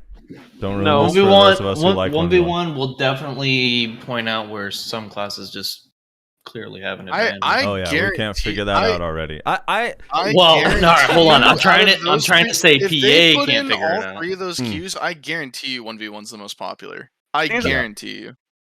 Well, no, because there's like ladder anxiety. People, like, you have to remember, people get in their heads about like if they lose, they feel bad. If you have a teammate and you lose, it's not as bad. That's a real thing. It should be 1v1. Here's the same thing: class. are you going to be able? Here's my question though, right? I'm trying to think about this. Other than when it initially comes out, Mhm. right? Because the first month everybody's going to be flooding the arenas, obviously. Right. But post the honeymoon phase of it or whatever, are people going to want to go do group PvP content in BA instead of going and like making gains and shit? Because you already know the rewards are not going to be good for this. They do not want to give good rewards for PvP for some strange reason. So they're going to be dog shit rewards. Well, it doesn't matter. At least this way you don't get interrupted by some fucking shitters. Yeah, I think people will still grind if that's what you're asking. But I would still, even if there's no rewards. Now, don't get me wrong. I want there to be rewards, but I still would spend a lot of time in these arenas, especially if they're ranked. Yeah, like A lot. just of think time. about it. You won't have block jump constantly fucking with your duels all the time. But what I'm What are you saying is like I think I'm it's just gonna be fucking a with him lot- because he's in chat. it's gonna be a lot easier if you want to PvP in these arenas for you to just go do 1v1s by yourself than try to find other people who maybe would rather spend time grinding or whatever to do 2v2s or 3v3s. You see what I'm saying? Because it's not like you can't set up like an official team because Wait, like say that again. I'm sorry. it's going to be a lot easier for you to just go and do a rando 1v1 whenever you feel like it in the arena than to try and find other people to do 2v2s or 3v3s with when they would rather be making gains because this doesn't give you any meaningful rewards. Oh yeah, definitely. But You're at the saying same- random queuing would be easier than like going with a team. Sometimes people just have fun Yeah. doing that kind of stuff. Yeah, I could see that. Yeah, And that's why I'm saying like 1v1s by far is going to be the most popular queue It'll out just of be those three. easier. That's why it'll be the most But popular. here's the thing, like, so in Terra, I don't remember the exact system, but early on in Terra, it was like you really only got rewards like the first 3 times you queued up, but I still queued up all day. Yeah. And I queued up with randoms or if people were around to do it with me. Dude, and just imagine with a randomized queue up for groups, and like it'd be like League all over again, except BDO. The toxicity would be insane. it would be hilarious because the Arena of Solaris like thematically based on the Medaya arena, the Altanova one. But wouldn't it be hilarious if we got a 3v3 arena where it's literally in that tiny ass Medaya? Oh With my the- god. Yeah, I'm down. Let's go. With the poles, dude, where you literally can't move anywhere. Oh my That would god. be so awful. That'd be That's amazing. another thing. Like their sense of what an arena should look Just- like is just weird. Please do not just be a giant open field like everything else. Please, just the old Yeah, AOE map like- was so sick. They just I don't know. They like with their most recent their Garmoth RBF was just a prime example of how not to make a battle. Yeah, World exactly. type A thing or whatever. giant flat open area. Yeah. Like what do you think's gonna have the advantage? Range classes, magic classes. Yeah, So I have a hatred for fields, but I also have a hatred for roof wizards. So if we're gonna put structures in this battlefield, Make them not please climbable. don't allow That's them not to that's climb not up on hard top of though. them. Like In the arena, other arena of Arsham, there was nothing to climb. It was just you had a bridge, and then you had like just basically like you either could go to the like this you could either go to the bridge, you could go under the bridge, or you could fight on either like spawn. It was just really nice. Yeah. So I don't know. It's like I also hate fields as much as the next person, but I also fucking hate roof wizards. So don't do either of those, please. I mean, I wouldn't mind like the current AoE style, but maybe a little bit changed to make it more fun or interesting. Because I do think you need a pillar somewhere in the map, but it can't be like the whole gameplay is around these pillars. You know? I honestly would love to see for like I don't know about like maybe not for 1v1s, but like for 3v3s, I would like to see like AoA but just a bit bigger. What if it I don't was know. like the RBF map? What if you queued in and your 3v3 was you both start on the opposite end of the RBF map? I think that's too big for a 3v3. And what about a smaller version, but the theme is like kind of the same? That would be good for a 10v10 though. That 10v10 thing Yeah, they that wanna would be do. awesome for 10v10. Actually, no, in 3v3 that would suck because you could climb on shit. Actually, I take that back. Yeah. Roof wizards, man. Always Yeah. gotta take them into consideration. they trying to think what about the arena well no, never mind, that's the same thing as the Valencia one. I was thinking of that one with the quest Calcium? line for that quest line one where you what was it for? I can't remember. The pirates were involved. I can't remember what quest line it was. So, what if it was where you know that place where sometimes GVGs happen, right where often spawns? What if it was Yeah. like that, or do you? That Yeah. that works. I think that's a little bit big, too big. A little yeah. big for 3v3. But the polls. If it was like 5v5 or something, I think that'd be pretty decent. yeah, Isn't that one smaller though than? Isn't that smaller than AOA? no. Just that. I don't I'm think just so. talking about the circle, like literally Oh. just that circle that he Oh, spawns. that circle's smaller than AOA. Yeah. Hmm. Do you think it needs like pillars and stuff? Yes. You gotta have pillars. You gotta allow for some outplay potential. Otherwise, it'll just be boring range classes. Yeah, that's true. Nothing to hide behind. You just get Q buffed. Well, no, I guess you Yeah. wouldn't get Q buffed anymore because Q buff doesn't work. Yeah, But you just get Q buffed at all times now instead with their because now all their shit is Ni- range. Nihilus, I'm Jeez. not actually designing. I'm just asking what their opinions would be. Nihilus is yelling at me. How about they design something new and put some effort into it instead of picking a place that exists? I'm just asking Divios' opinion on that. Why don't we style just arena. take ideas from Super Smash Brothers? You know, you just have like changing platforms and shit. Oh, and Pokeballs drop and like. There you go. Yeah, I'm down, dude. All right, Dude, so this There's clip a little is- smash orb that gives you 200%. Devios, this clip is such a blast from the past, dude. It's crazy. Oh yeah, that's an old one. That's a real old one. Yeah. Notice how people aren't dying in like one or two skills. That's crazy, man. yeah, they're all playing Strikers, Unheard of. Circers, and Valks. Of course, they're not dying. Lingering super armor. Is this Renown days? No, this is before that. I'm Oh, pretty this sure. is before Renown? Oh my god. This is pre-CC changes. You liked this AOA arena? Yes. Except for the edges. The edges were awful. Yeah, I don't know why. Those dips Yeah. were weird. The Yeah. dips were the only thing that was weird to me. Yeah, it removed the edges, and I think this was actually a pretty good one. I like the bridge fights and whatnot because you could drop down in the center and whatnot and change the situation if you needed to. I don't know. People are kind of dying instantly. I don't know what Rezlar's talking about. No, people definitely still die instantly, but it's like it just like I just like the arena. That's the main thing. Yeah, the arena was cool. Look, you played so zoomed in. I don't know why they changed it actually. Maybe it just looks zoomed in. Maybe you hadn't discovered the field of vision like slider yet. I don't know. It looks so zoomed in. This was sick. There's a 2v5 comeback. Dude, I love this arena is really cool. The only Also, thing you that see sucked were the edges. You see the wiggle on the V? The wiggle yeah, to dude, get out the of good V. old days. Wait, let's see this cool wiggle.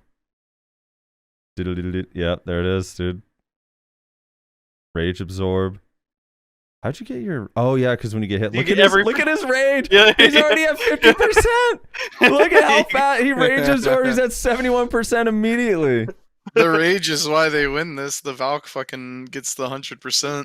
I forgot that's how it worked, dude. Look at the Valk. Look at the warrior already uses ult 3 times this round. Like he just used to get the end. That's fucking hilarious, dude. And then clone stuns. Oh my.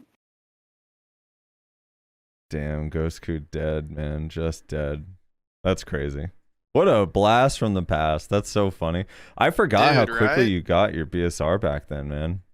Mm-hmm. Yeah, I remember actually, Rez, you remember in the old Hex days where it was just like if the enemy had like 2 Valks, we were like ulted like every engage like twice. Oh yeah. It was so frustrating. That was so fun with Striker. You'd absorb, then you go in, leg, you'd spin, and then you'd ult because you'd get BSR while you're attacking people. Blockjump said with DP stones and war, you'd have ult every time the skill came off cooldown. You just ult with it over and over. That's hilarious. Yeah, warriors would they'd ult, and then in the animation of using their ult, they'd get it back. Well, quest, dude. All right, so Rest the in gear. peace. They mentioned when they talked about this like 6 months ago, they mentioned that there would be a PvP season with a 630 gear score. I think it was 630 or 620. Maybe it was 620. So would you guys prefer you can use your actual character but it's capped, or would you want it to just be trials? Oof. That's a good question. I think it should be... Trials are a lot better now than what they used to be. So I think old trials are better. Really? Old trials are better? Why? Because in these trials, there's certain classes that just don't do any damage at all. What? Well, okay, yes. I meant the gear sets. Like, I think of course, the old trials the are like... Striker thinks the old trial gear was better. He was the only class that could do damage. What? So these they do way less damage with the new gear than the old gear. Bro. Well, sure. It depends on the class. It depends on the class for sure. But there's definitely some matchups that feel miserable on the current version of Trials. So I almost feel like the cap makes more sense too, because then you can have the crystal setup that you want. That's what I was gonna say. Yeah. I would much rather just be capped on normal gear so I can still have my Yeah, crystals. I wish and shit. I want it to be, the thing is I don't like how they cap Siege. I like how they cap like I think the idea of cap when it comes to things like the Tuvala tournament are cool. Where it's like you have everything at your disposal, all the crystals, all the whatever you want for your build, all your add-ons matter, stuff like that. But not just like we're on like when you're doing cap sieges and stuff, just like there's like most stuff don't matter at all because you're overcapped and everything. So you just most things, your decisions don't matter, your add-ons don't matter.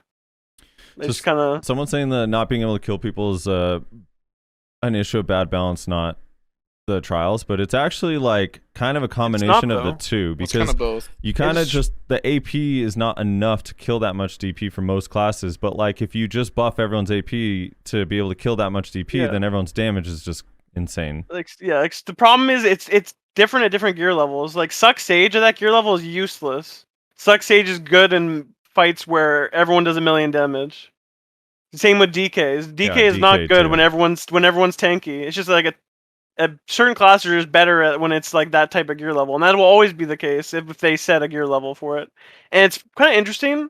I actually think they might not even gear cap it, just because they've been pushing for gear-based tournaments mostly. Like the trial tournament was like an afterthought for the 1v1s. Yeah. And then like obviously the 3v3 guild tournament was geared. And then the Tuvala one was again kind of like an afterthought kind of thing where that just happened, spur of the moment. I not sure. almost wonder, like, I almost wish there was like weight class that you could like. Maybe it'd be too divided, but it would be kind of interesting if it was popular enough to where like you could queue up for a 620 cap or you could queue up for a 670 cap. Like you had two options, kind of thing. That's too much work though. But yeah, that would be preferable, honestly. That's how they did. Do you remember that one Korean tournament? Like, I think it was over a year ago. It might have been right when Succession came out. Maybe it was the Succession tournament where they had the weight divisions. They called them like the weight divisions. So it was like, it was all of the people that were 550 to 600 were in one bracket. All the people that were 600 to 650 were another. And then 650 plus was the final. Like, I actually love that idea too. So you kind of have like the people that have been, I mean, it's almost like a measure of time played for a lot of people. That's kind of an interesting way to do a tournament. I feel like if anything, they'll probably just do capped and uncapped. Yeah, multiple different caps I don't think would happen. But yeah, I think it'll probably end up being capped and uncapped. Yeah, that's almost certainly what it will be. I would like for there to be like multiple levels of gear cap. Like you could like, hey, like here's like essentially like tier 1, here's tier 2, like etc. right? But I don't think they're gonna do that because one, that would split up the players among multiple different queues, which would be bad because you want players to be able to find fights quickly. Right. And also, it's just more work than I think they're willing to put into something that they don't really seem excited about in the first place. My dream for it would just be like set like a gear level, and they just give you every item that's fair at that gear level, and they just said, and every crystal, you can do whatever you want, and just like build a character with all this stuff and do what you want with it. Yeah, that would be kind of nice. You have like a character selection screen. You can be full human. You can build a full human character. You can go like more hybrid if you want. Like that's the one thing I actually there's really cool when you're at the 253. Is that you could be hybrid in both DR and evasion. Once you get past 270, the hybrid DR is dead. Like, unless you're like a Val. Yeah, here's the thing though. Like, so I see a lot of people are like, dude, gear is for open world ranked means everyone is the same starting line. So are you is the same starting line this equalized gear? Are you giving striker evasion, or they just don't get to benefit from their class stats? Or like, are you giving hash evasion, or they don't get to benefit from their class stats? Like, what? Like, how do you deal with that issue? Because a lot of the classes do like gear up different ways. Like, I almost feel like having a gear cap makes more sense than trials for that reason. Yeah. Unless the gear cap ends up being really bad. But, dude, my dream is just to be able to, if I queue up all day long, at the end of a day, I make some, like, 500 mil or a bill, like something where it wasn't just a total waste of my time. Yeah. That's the other thing. It's like, I think it should be a little money, and then I do think though there should be like the cosmetic and stuff like that rewards should be like the main focus of it. I think because I like getting those type of things are just so cool. I feel like. Yeah. What are the rewards on mobile? When you queue up an arena on BDO Mobile, what is like relative to that game? What do you get? I don't know. I just know that their 3v3 arena was sick. It was like an objective based RBF in 3v3. It was really cool. There was like, and there was actually like some Smash stuff. Like, there's one of these things where if you beat the boss, you turn into a lightning ball that just one shots everyone you run by.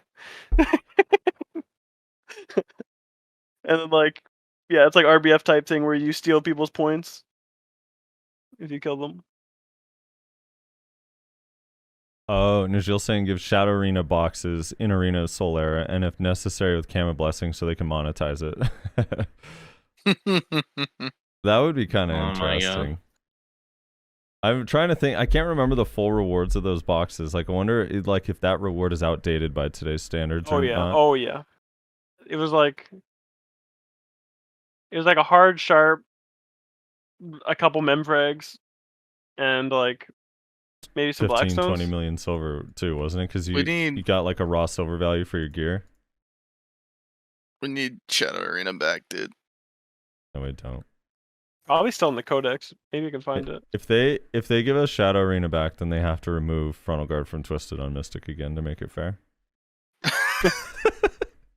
It's the only way. Only for Mystic. Anyway, I don't know. I keep getting myself hyped for this every time I see them talk about it, and I'm just like, I'm kind of with you. I just, until it actually comes, it's just doesn't exist. That's all it is. Yep. I want it so badly, and I know everyone is like, oh, you can't do 1v1s because the balance is so bad, but it doesn't matter, man. People want to do 1v1s. If you don't want to do it, don't participate. It's like really as simple as that. If you don't like it or if you don't like the balance, then just don't participate. But like being like, oh, it's too imbalanced, like it would suck. It's like, yeah, but there's a lot of people that still would want to do it, and there's also people on the classes that you guys play that think that it would be imbalanced that would rise to the top and make you look like fools. There's a lot of people on classes that people think wouldn't do well that would end up doing well because the player is really good, and then it would be like it'd be this self-reflection moment. Like, dude, I can't have my class rise to the top because what's it gonna say about me? I found it, by the way. All right, what is it? What is It it? gives Let's see. 3 of each blackstone, 3 memfrags, and 1 hard and sharp. That's pretty good. All right, that would be pretty good though if it also came with some like they just got to throw in like 50 to 100 dust in there and you're good to go. 1 to 3 magical shards, please. Well, let's say if this was And a Forest Fury. Yeah, and a forest. Well, they could have like the Forest Fury could be RNG. Weekly or something. And the dust could be like 5 to 15 dust. But let's actually math this out. If you queued up for a 3v3, that's the other thing too. Should the 3v3 be a best of 3 or a best of 1 when you queue up? Like, what do you Definitely do? not best of 1. Best of 3, probably. So let's say it's a best of 3, and a 3v3 takes at most, what would a best of 3 take? 10 minutes? Maybe if it's like 3-minute rounds?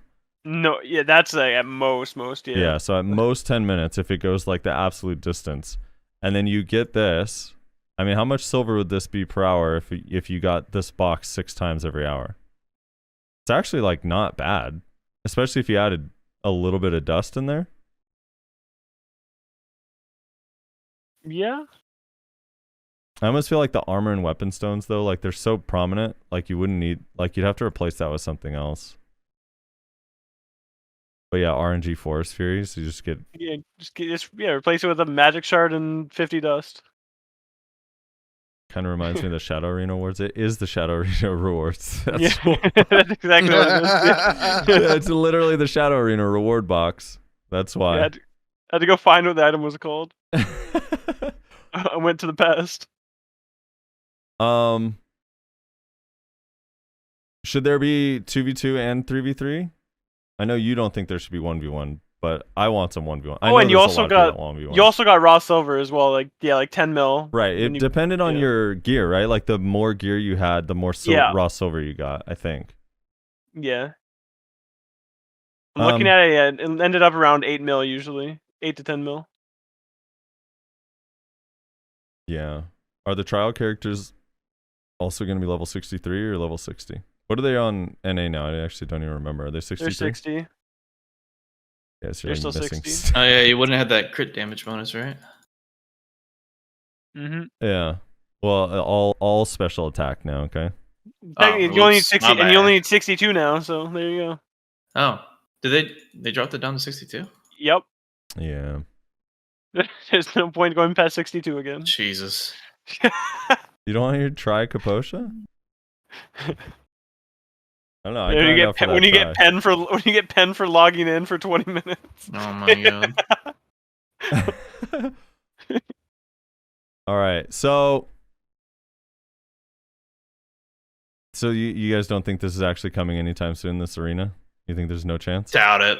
They announced originally that they were doing arenas, and they Yeah, I just been those arenas have been pushed off so long. I'll believe it when I see more. Like if they show like something about it, not just like talk about it existing. If they like show stuff about it, I'd be super hyped. But until I actually see like something for it, yeah. All right. Divios, maybe you know this, but they added a human damage value tooltip. Yes. I was looking at that. In the caps. Now, they don't specify here, but does that mean that before they were uncapped and now they're capped, or does that mean before they were capped at 0 and you weren't getting any benefit and now they're capped so you're going to get more benefit? They work the same as they do right now, where they count as just 1 AP, so it just adds on. And like, so you see in that picture is 258, and 45 of that is human, pretty much. So that it just adds that 45 to your AP number. So if you have like, say you're at like, say 238 is the cap, say you're at 200, like so you're at 200, but you have no human, you get 38 human damage or 40 human damage, you'd be capped out. So if you're already at the cap, human damage does nothing. Yes. Okay. Yeah, if you're at the cap, human does nothing, but if you're below the cap, it'll bring you up to the cap. What about on live server now? There's a lot of debate about this. Do you get That's any how that benefit? works on live. That's how it works on live as well. So they're just showing it now. They're done. Yeah, now it's easier to calculate. So nothing's Yeah. actually changed. Got it.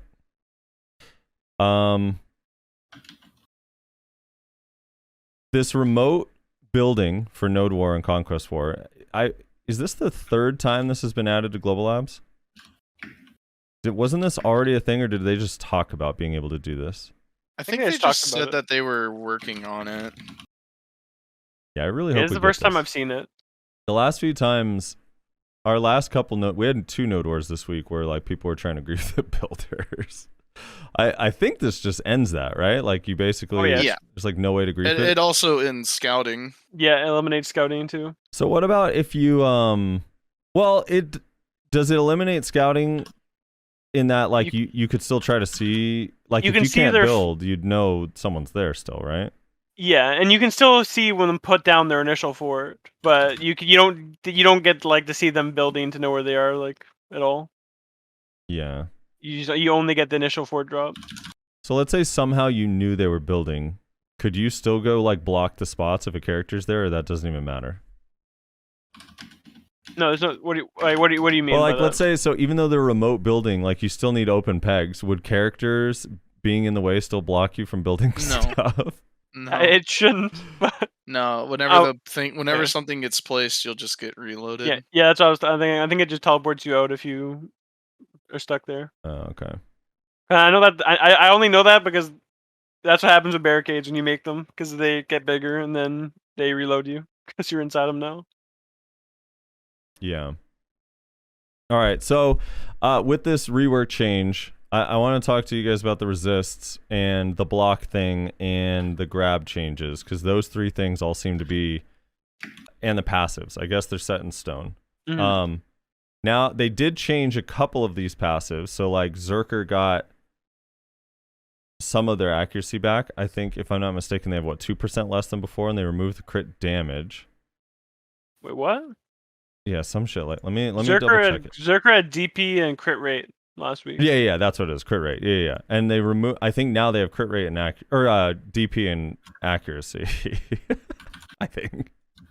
So like, I don't even know if that's better or worse. I guess it depends. Against evasion, obviously, right? But crit rate is actually really helpful on Zerker, is it not? It gets 5. Sorry, go ahead, Divios. I would say, yeah, it gives 5. Yeah, they get 20 DR, 5% accuracy now. Yeah. Trying to think what else. There was I thought there were a couple that changed. Oh yeah. Musa and Mewas now have all evasion instead of stamina. On the patch notes, it still says stamina for Musa, but not Mewa. The troll on Musa is insane. And then for hash in game they have accuracy, but it still says evasion on the notes. Yeah. Which is weird because last week it had evasion. Last week it had evasion, and now it still says evasion, but it got changed to accuracy. So what are your guys' feelings overall? I guess starting with you, Divios, but I want to hear kind of everyone. Like your guys' feelings on kind of what they did with the passives.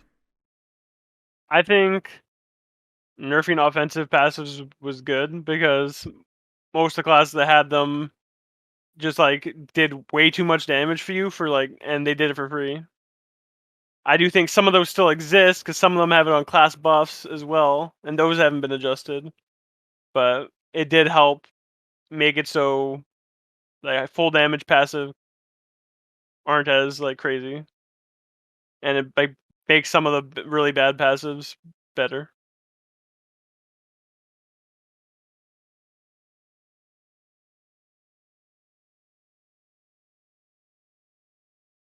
As far as passives go, I don't know. It's kind of a mixed bag.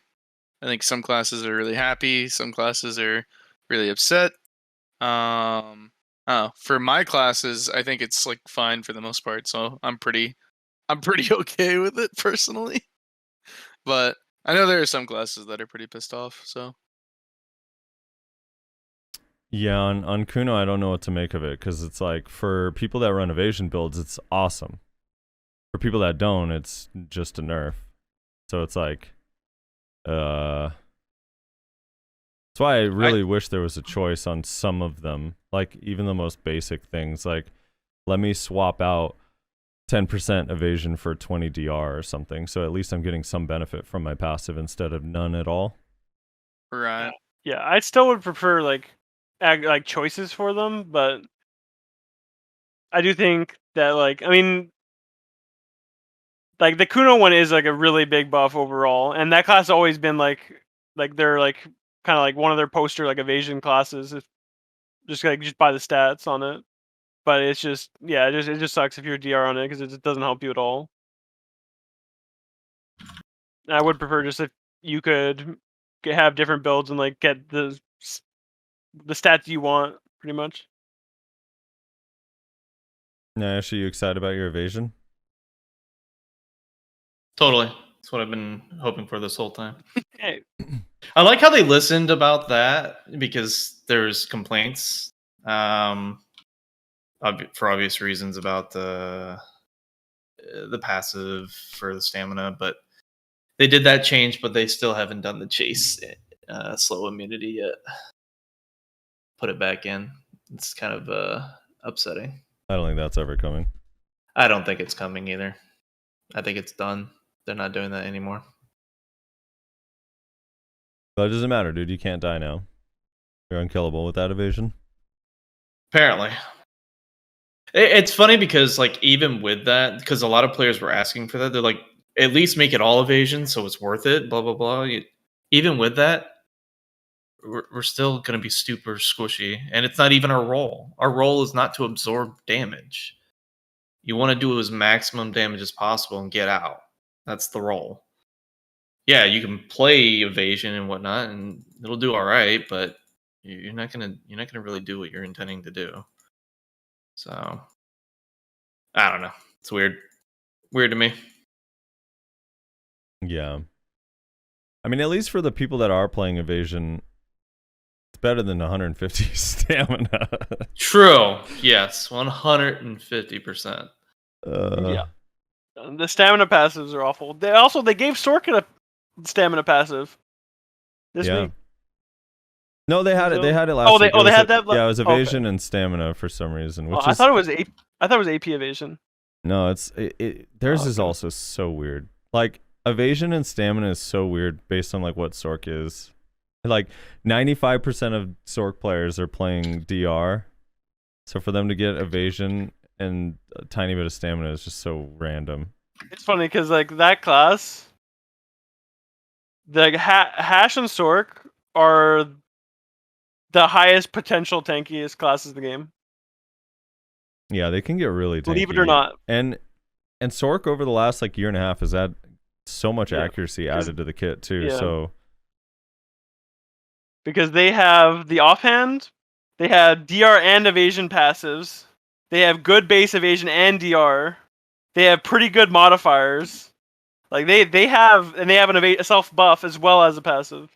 Like Sork has it all to do evasion. It's just that they don't need it because they're iframed, and when you're iframed, you don't take damage. So, fuck it. yeah. I don't know. I still wish they give us an option, but they won't. Sadly, it doesn't look like they're. I mean, else. the only problem with the option idea though is it's basically just add-ons 2.0. But why is that a problem? Right. What's wrong with that? I'm not saying necessarily it is, just really it's just copying a system that they already have existing. So that's probably why they're not interested in doing something like that. Yeah, I don't know. All right, resists. Curious, Divios, your thoughts on the resist change, the cap on PvP resist going up to 80%, but your ignore resist starts now at 80%, so you can get them lower than before. And that's great change. I think basically how it's gonna work now, right, is that, and it kind of works like this on live, but a bit less. If you're DR fighting evasion, you're both not gonna really evade much, like or dodge much, maybe like a very small amount. Evasion versus evasion will never resist, and then DR versus DR will resist a decent amount. And that is still gonna be the case, but now it's gonna be less so for like knockdowns because people have adamantines. And then, but if you're evasion and you have all this ignore res, you'll be missing a lot less. Or if you're like me and you're DR and you run the 2 ignore resist crystals in the offhand. Yeah, then it's even less. Yeah. Yeah, for me, I mean, my ignore resist is like, I don't know, 60% or something with everything. So it should be decent. Yeah, I think I was looking. I'm gonna have like 72 knockdown and then 77 grab because of the 30% passive grab. Dude, so, that's so crazy. That is ridiculous. They're just not gonna fail. Why did they give strikers and mystics? I think no class should have that, to be honest, but I do think Corsairs kind of pushed it. No class should have it, but then again, every class, I think it'd be more fun if every class had one, like their primary, like, like Musameo has stiff knockback or whatever. What is it? Ignore stiff knockback? Yeah, well, it's stiffness and knockback, yeah. Yeah, it would be cool if every class had like their one ignore. Like if Striker Mystic's gonna be grab, make float on like Ninja Kuno or something. And then people would always want like options for that too. So because I'd take knockdown over float or knockdown over grab every day. Yeah. I don't know. They said that they were gonna add. I don't know if it's true. They'll probably forget that they said it, but they said they were gonna add more options to get ignore resist too. But even Frosty's at this point where he's like, they probably won't remember.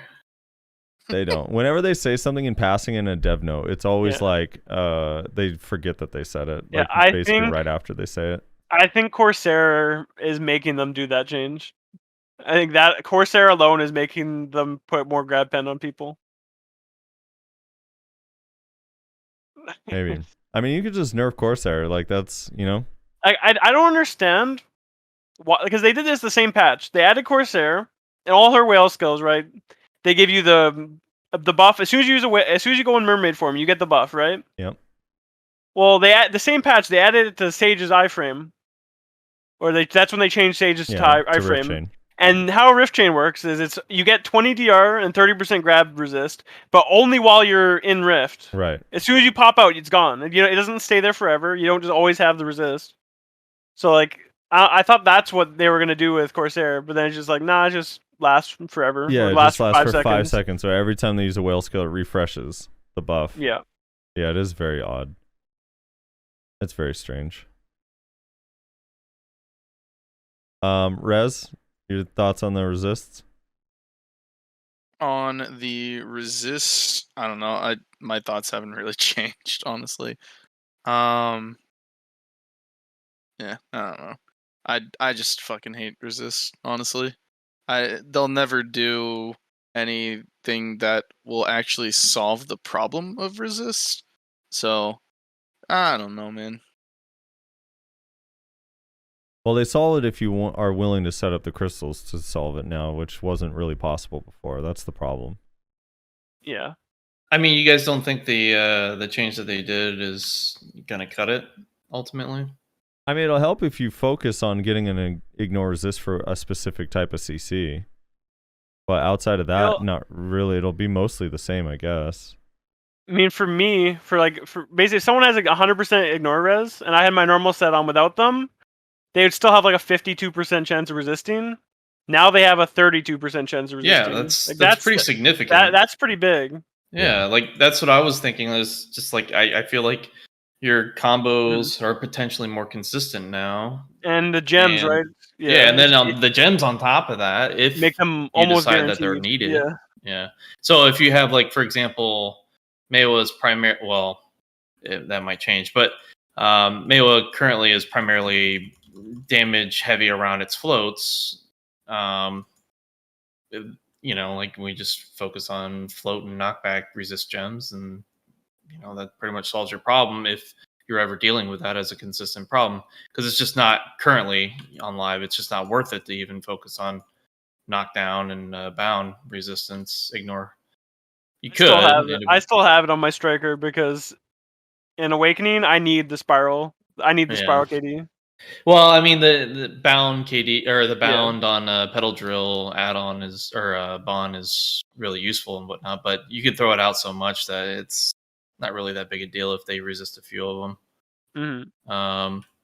Even more so later on if you maintain using that because they lowered the cooldown on it. But now that they added in like a new knockdown in the form of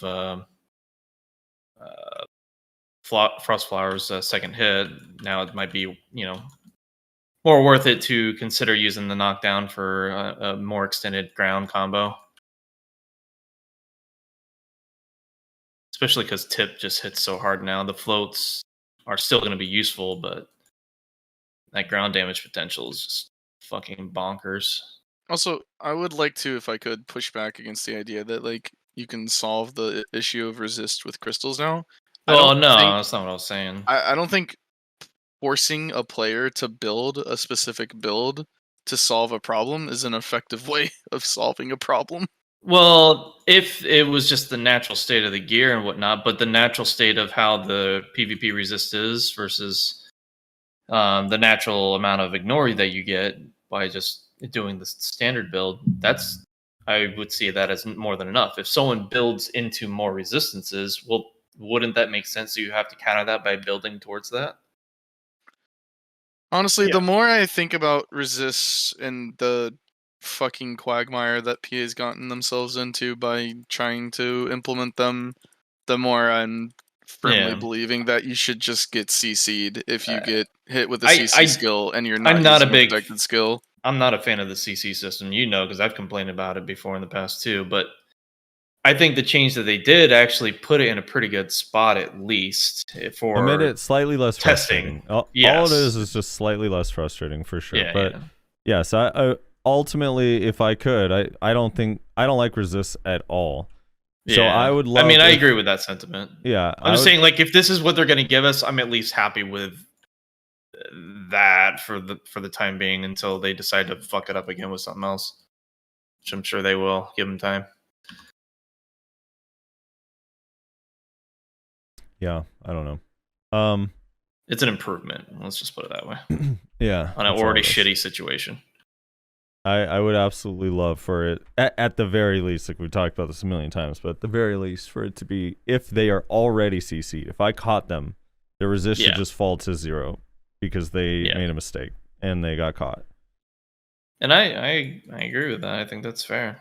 There shouldn't be this lingering fear of like, oh my god, am I going to die as soon as I go to combo him? Like, it's just a funny concept to think about. I'm in control of this fight. I punished him, and now I'm the one dead. Yes. So yeah, I agree with that whole sentiment. All right, so the grab changes. Divios, we haven't gotten a chance to hear your thoughts on the grab changes. So all grab attempts are now unprotected. Grab cooldowns on everything has gone up for the most part, and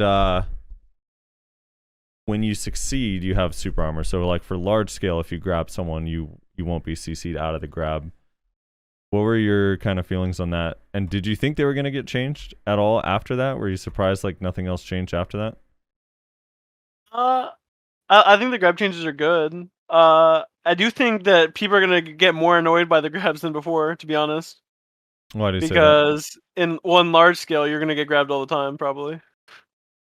True. Like, not like in the middle of a ball, but kind of like when you're like fighting, just kind of on the edge or something. I think you're gonna get grabbed quite often now. And more now consistently because of the other classes getting the ignore. Yeah. But I do think for small scale and especially if they're making like these tournaments, I think it helps 3v3 a lot. Like there was like if you watch the tournament, some of those rounds, I literally had my grab on cooldown for like a minute and a half, and I'm literally just pressing it every 7 seconds. And it's just that's the thing though, is like even in large scale, yeah. Well, like so, I'll give an example. Like if I run into CP on his striker, right? He's usually running around with the hot boys. They're on top of our flag. I see him grab someone, right? And I dive in to try to peel. He already had super armor on attempt and success, but I see him grab someone. He's sitting there punching him. He does his thing. He does leg drop, and I'm like, all right, his whole combo's going to be protected. I have to either hit the gap of spiral or just try to slow him and hope the slows are enough so he can't get the kill. And then right after his combo, he turns and grabs me. And like, while yes, people are going to be a little bit safer if they succeed a grab, at least they won't be able to grab me again immediately after. No, I was mainly saying like for classes that don't have the SA grabs right now. Like things like Sage grab, Lawn grab, all the ones like they're kind of like unprotected and kind of risky. Now are going to be very easy to use. Yeah, it's true. I do Multi think saying he could still do that because he has 2 grabs, which is true. Although both grabs are getting a cooldown increase. Their waking grab's a 25-second cooldown bound, so like, but it is now a skill that was worth using. But I honestly think Zerkers and Guardians get hurt the most. Because they both have a mechanic that no one else has, where they cannot be grabbed when they're attempting their grab. And no other class has that, but now they can get floated while they're attempting their grab. Because both those also have like the SA on like attempt. Yeah. So like right now, Guardian Awaken grab, and then I don't know, not all I don't think is Zerker grabs, but I think like 2 of them have this mechanic where if you grab into them as they grab into you, you will always lose. Just because they're immune to the grab while they're attempting. That's on, you said on Zerker and who else? Awaken Guardian grab.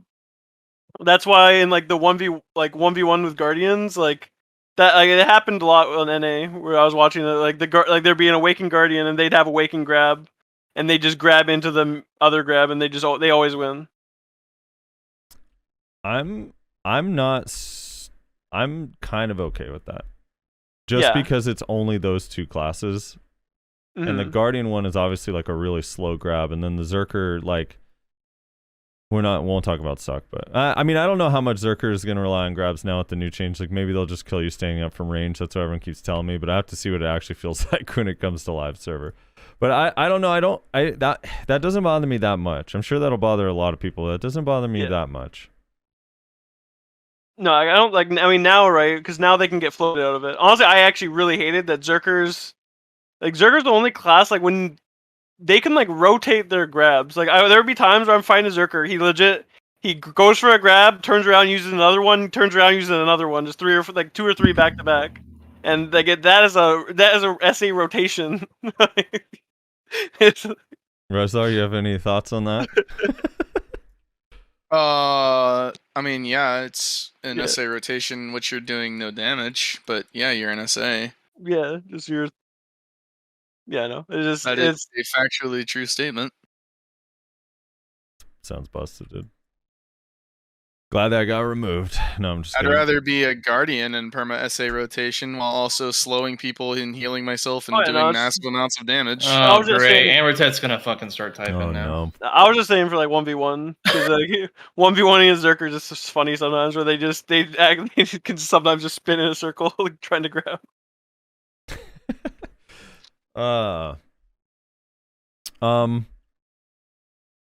Assuming nothing major changes from now until we get these reworks.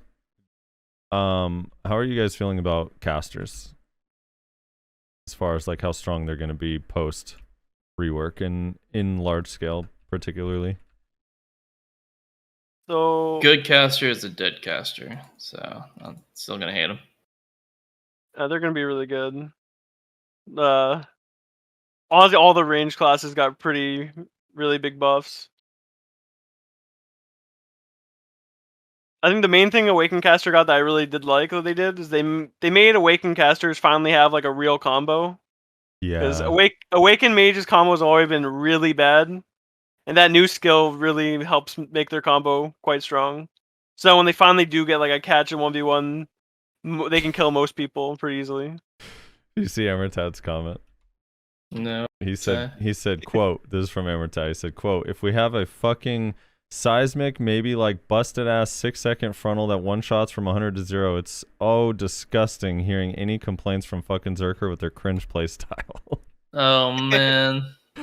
And luckily they got a second seismic added to You their know, kit. I'm just happy he's not trying to, shit talk, bladers and I mean, he would Clones, man. say that you go ahead and mention that you guys can't do anything about SA block and you'll get them riled up. oh man. I don't know if I want to do it yet.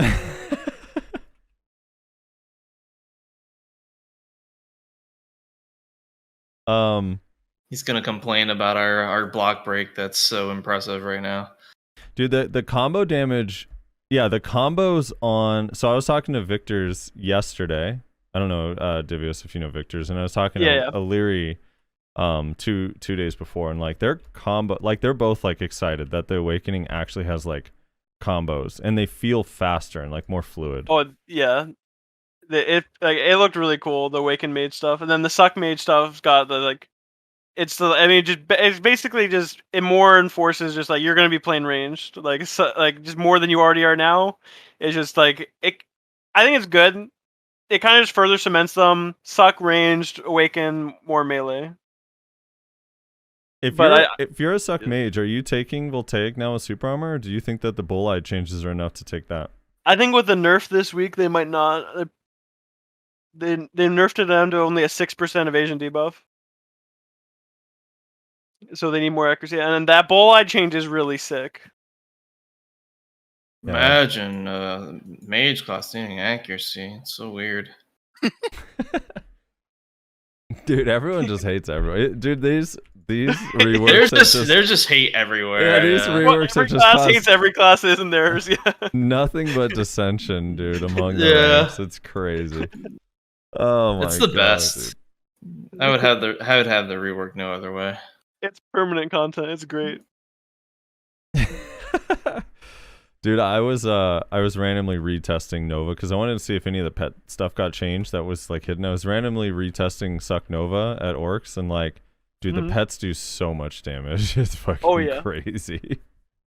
I was like, oh my god, this shit actually hits so hard against mobs. It felt so nice.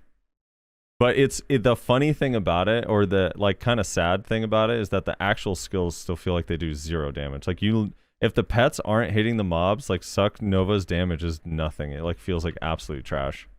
Oh man.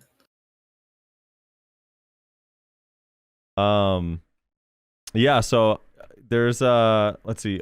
What about Suck Ranger for large scale? We worried about Suck Ranger at all? Oh, in large scale, yeah, it's gonna be a problem. It's a lot easier to kill now, because basically, I fought Rylock some. Just obviously it's 1v1, so it's different. But their damage is gonna be absurd. They're gonna get even more kills than they already were.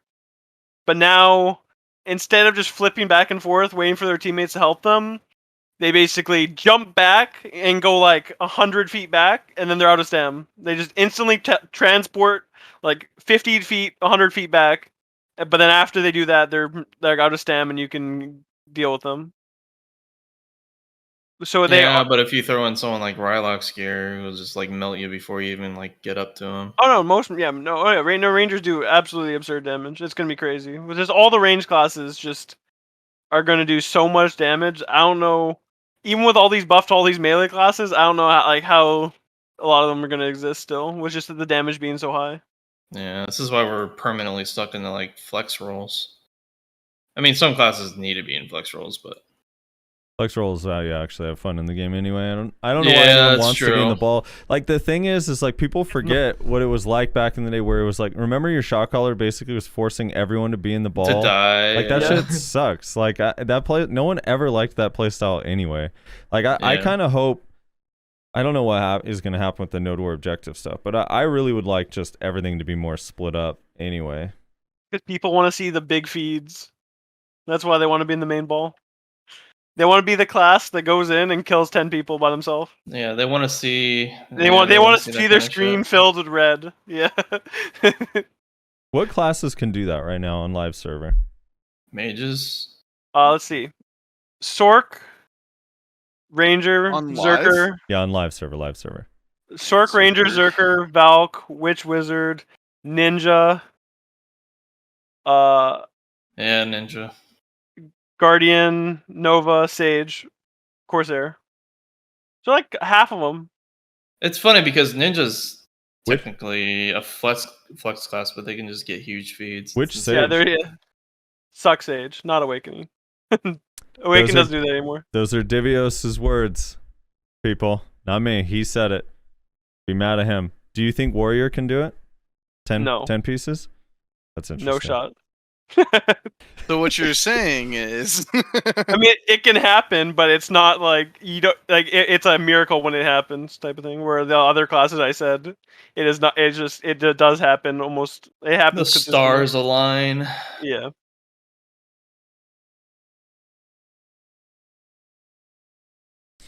Yeah. Do you think there's what classes are gonna newly be able to do that? Do you think there's any that weren't able to before that might? No. Suck Striker. You think Striker is gonna be able to jump into like that many people? I think not by themselves, but if there's one other person doing anything, Suck Striker Rage Hammer will kill everyone. But the thing is, most strikers don't have the like AP for it, so we'll see. Yeah. JM, It is. what was the swirling nerf? Yeah, there's like people are talking about. There was a video. This guy said that Grim Reaper's Judgment AOE got nerfed, but it wasn't in the patch notes anywhere. But I don't know. Like I'd have to see it side by side. I mean, it seems the same to me, but I'd have to see it side by side.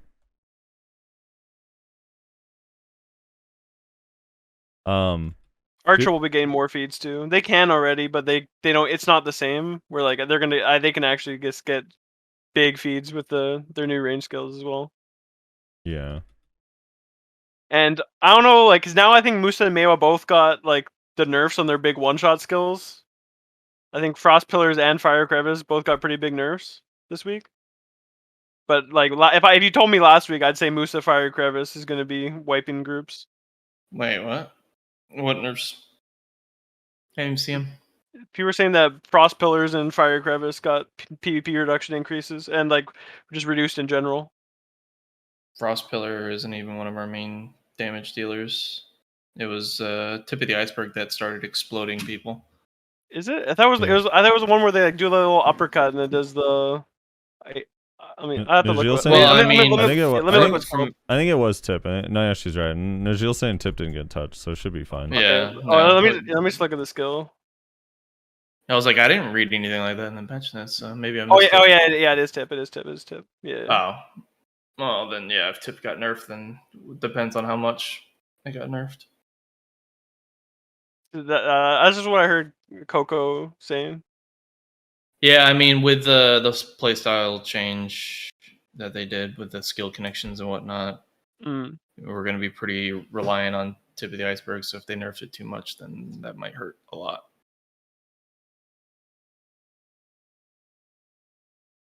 Let's see. So Violation does 10% less damage when it's on cooldown. They unified the PvP damage reduction on violation from 63 and 46 to 52% for both hits. Spin does 1100, chop does 300 more damage. Compared to live, 24% buff. Carson's Nightmare PvP damage reduction was increased from 10 to 20%. Awakened Nightcrow now has a 1 second cooldown.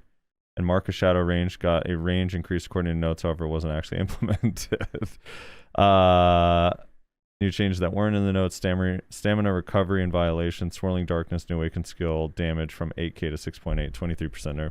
Yeah, so I thought violation, was it just that it doesn't use stamina? What's the change that came to live server like months ago? Is that the cooldown version, the non-cooldown one doesn't use stamina? Or what was that? Because I remember they changed something with the stamina on violation, like... Was it regen stamina or wildcat? Where before it didn't regen stamina? Or something? Oh no. Or just doesn't, or just they just made it not use stam. Okay. Interesting. What about DK? Anyone like DK's overall changes? Just strictly speaking, PvP. Obviously, like for reasons no one can explain in PvE, it got nerfed. I don't know why. It's very, very odd. No, they brought back initial like release slanted. Yeah, they did on Suck. Suck DK got, so they nerfed the damage on the flow to airstrike by 2 hits. And it's still -4 hits in PvP. So it was like ×2 with 6 hits, and now it's ×2 with 4 hits, with 4 hits being removed in PvP. So the flow to airstrike damage is going to be worse. I don't know how much it'll actually do. They did get their accuracy nerfed. I don't know, like I don't know, did what happened with what's the skill? Let me go look with enforcement. So I know enforcement got buffed like crazy a couple weeks ago, and then did they revert that buff? The prime enforcement? Is it just back to the way it is on live server now? Okay, it's put back to the way it was on live servers. Okay. That is interesting. Although that buff was weird. It was like... it did so much damage. It was just like a straight 50% buff in PvP.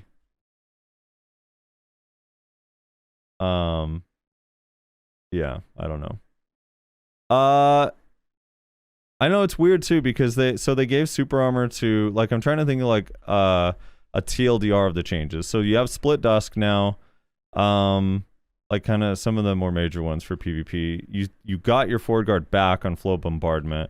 You have this new ability, which is kind of just like if you landed a stiff, I guess, on shattering, it's an easy way to start your gap close without using something else, and I guess, and then, or if you use it backwards, you get forward guard. You have the changed grip of grudge. Dark Nebula got 1 additional hit on the canceled version, but the full skill does the same thing. Cluster despair change. Like overall, I don't know like how much different it'll be, but I have to see. All I know is fighting Wes felt awful when he was on Awakening. I'll just say that. You know Wes, right, Rez? Yeah. Fighting Wes felt awful. Motto? But yeah. But I don't know how it'll feel on live server. We'll have to see. It was not fun. I'll just say that. Yeah, it's weird. Did they fix the shadow bullet bug? Where it like kind of tabs your weapons away when you use Shadow Bullet from Awakening? See, but also Wes is kind of an insane DK. No, he is, for sure. Definitely not a measure of like the average DK. No, definitely. Definitely not. It was just like, I don't know what the hell. It was, I like couldn't, I don't know. It was just weird. It was weird to fight him. Moose's also, I still feel like Moose's damage feels insane on GLabs. I know they toned back some of the stuff, but it still feels pretty wild. And it's definitely very high. and Fiery Crevice's range it's pretty nuts. That skill is very difficult to avoid on a melee class. You're just always slowed, and it chunks you, and it has a knockdown.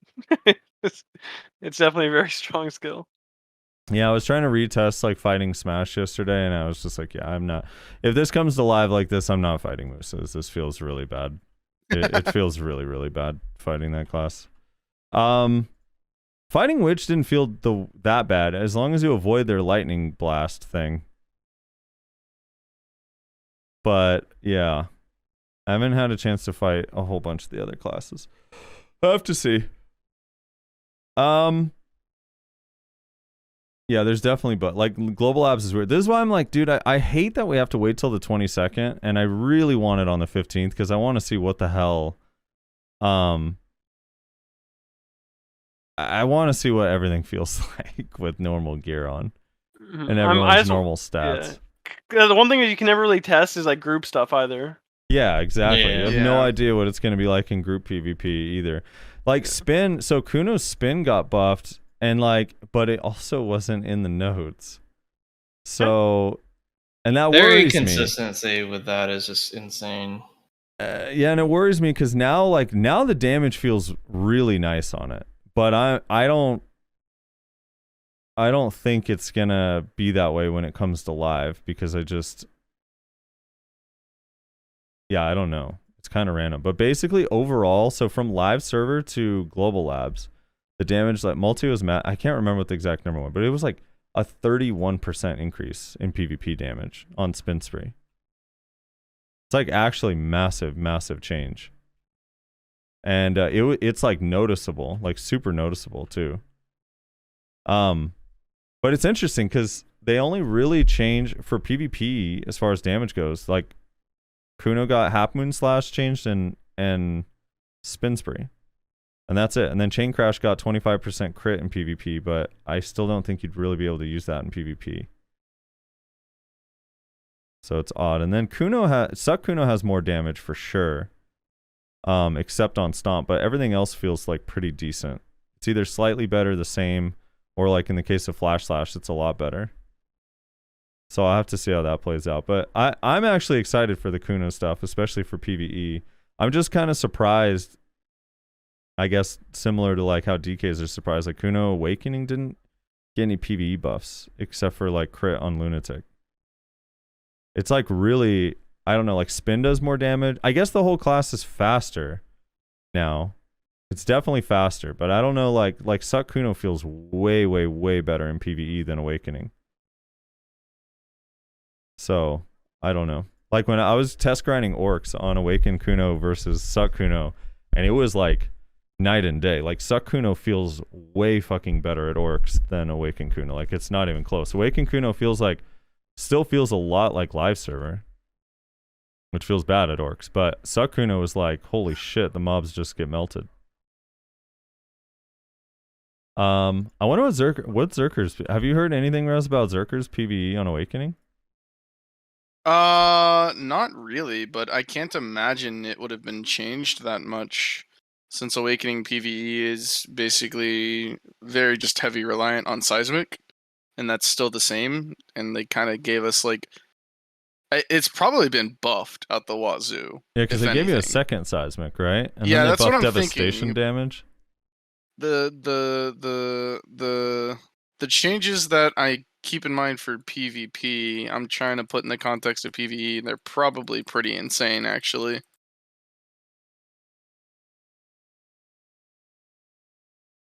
Yeah. How's the hit stutter feel? I wonder. Yeah, right. I wonder if any of that's changed at all. Doubtful. No, that's one of those changes that I think are like just beyond the amount of effort they're willing to put in to get rid of it, because that's probably an engine thing, right? I heard Lava Piercer doesn't have any hit stutter in Doki V. Yeah, Oh my dude. God. I'm gonna have to go play Doki V then. Let's go. Yeah. You see the buffs to the Shy Boomerang, or not Boomerang? Skateboard. slide, yeah, the slide. Yeah. No, so what's different with the slide? Skateboard. Let me see. If I You can find can it. jump and you can boost, and it's Yeah, you on can the. quick It's flip. you can see it on the patch notes. They do it, but it goes really fast when they boost. Yeah. Like I'm trying to Wait, think of that's speed. crazy. Does it? Like it goes like the speed of like when Guardians Phoenix is moving. It's like that. It goes really fast for Does like it- 4 seconds. does for 2 it? I mean, it seconds. must instant drain your stamina, though, right? When you come out of it, it does it costs like 800, 900 stamina, maybe 1,000 stamina. Dude, that's kind of. So- I mean, that looks crazy. Like, as far as the distance you go, Yeah. can you hotbar it now? Nope. And it's still unprotected, but You still can't It's- hotbar it? That's so weird. it's a lot better now. The more I'm sitting here and thinking about this, Awakened Zerker PV is actually going to be fucking insane. Yeah. I mean, you split shot every time, but it's probably gonna add quite a bit, right? Yeah, I'm sitting here trying to think about it, and I'm like, wait, if you can use split shot off cooldown, unless they changed how these things flow, which they might have, you can literally like fucking Oh you my. could literally Yeah, ancient God. wave. Sorry. go ahead. Holy shit, that goes far, it's so fast. dude. That's sick. that actually looks. That looks way cooler. Yeah, It is. that's awesome. Dude, that's how it should have been from the beginning, though. Like, that's actually cool. Wait, let me see. Can you see his Let me see his stamina bar. I wasn't paying attention. All right, so he pops it. The whole thing uses about 40% of their stamina bar. That's pretty good for the distance, though. That's really good for the distance. Yeah. I'm actually on it. I'm on my right now. Let's see exactly how much it uses. Let's see. Dude, the funny thing is, like, right at the start of this clip, I thought it was a Meiwa because that mob behind him. Looks more like a Musa. But yeah, It that's used weird. Alright. 1,050 stamina. And on live server, what are we all sitting around? Like 2,400, 2,300, 2,500. Yeah. Around there. Yeah, that looks really cool. Are you stuck at the end, or it looks like he's using an ability at the end of it? Are you able to like do an ability, or you like have to sit there like an idiot? No, you can put it at. You can cancel it whenever you want. Just put it. It gets you. I think it's a small get off animation. So but what do you have to do to make it boost again? Because in this clip he's not jumping. You just press F and you Oh, you have press instant F excel. while you're you going. get instant excel. You're instant Ty has excel. instant excel. Yeah. I see. All right. Well, now they don't need a donkey anymore. But yeah, you can press space while doing it too, and it'll do a little hop. It also works off of cliffs that aren't crazy high. But yeah. What is the keybind for it? Forward F? Forward R&B. Oh, forward RB. Pretty cool looking though. I want to see a shy grind video. That's what I really am curious about. Like, I want to see how efficient it is at grinding with the changes. I think it'll actually be pretty good solo grind now. We've been I don't think- having people wanting another Scion or a Scion podcast for a while. Yeah, we're just like every week something pisses Shies off more, so I'm like, maybe we should wait until the Shies calm down before we bring one on. That's been the delay. Shy RP Pro Skater. Dude, I actually think, you know what's like gonna be sleepers? Like, Guardian's already pretty good at PvE. Like, these changes now, not suck, just talking Awakening. Like, these changes are gonna actually be kind of nutty for its PvE. Why don't Yep. they do a Shy Because- race? Yeah, right. Because it's not just this damage. They also are getting that extra 1% special attack damage and 12 AP from their passive that they just didn't have before. Mhm. So And this is Guardian. yeah, an Awakened Guardian. What do you have to Yeah, say they about that, definitely Rose? needed more help.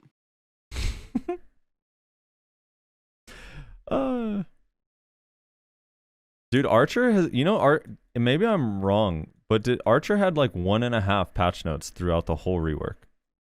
No. Yeah, they had their first week. They never had like a second week of major changes like every other class did. They only got like, Are you sure? I'm pretty I remember sure. like Hold on, let me go Well, back to the to first be week fair, of when Archer. you have no succession. I mean, Maybe True. maybe that is True. partly why, but hold on, let me go look at the older notes when they first came out. I'm pretty sure Archer only had one like big major set of patch notes, and then after that it was only like every couple weeks something subtle. Who did they come out with? They were Sork. Oh, was it with the Sork? Yeah. Okay. Let me go back. So September 24th. Yeah, was their first set of patch notes. Okay. So let's see. I'm going to find every patch after that. So the 8th. Wait, was there not a patch the 29th? I think they just didn't translate them. I have to go to GLabs. I think BD Foundry didn't translate them on the 29th. no, they haven't translated the last few. Or here the 20. It's the 24th. Oh, that was the week they skipped. That's what it was. They didn't have a patch that week. Okay. So here, Archer's not in the notes when the Tamer came out, and that was when they announced they're gonna wait for everything. And the 15th, but I think there was one. Yeah, there was the 8th. They didn't translate the notes on the 8th.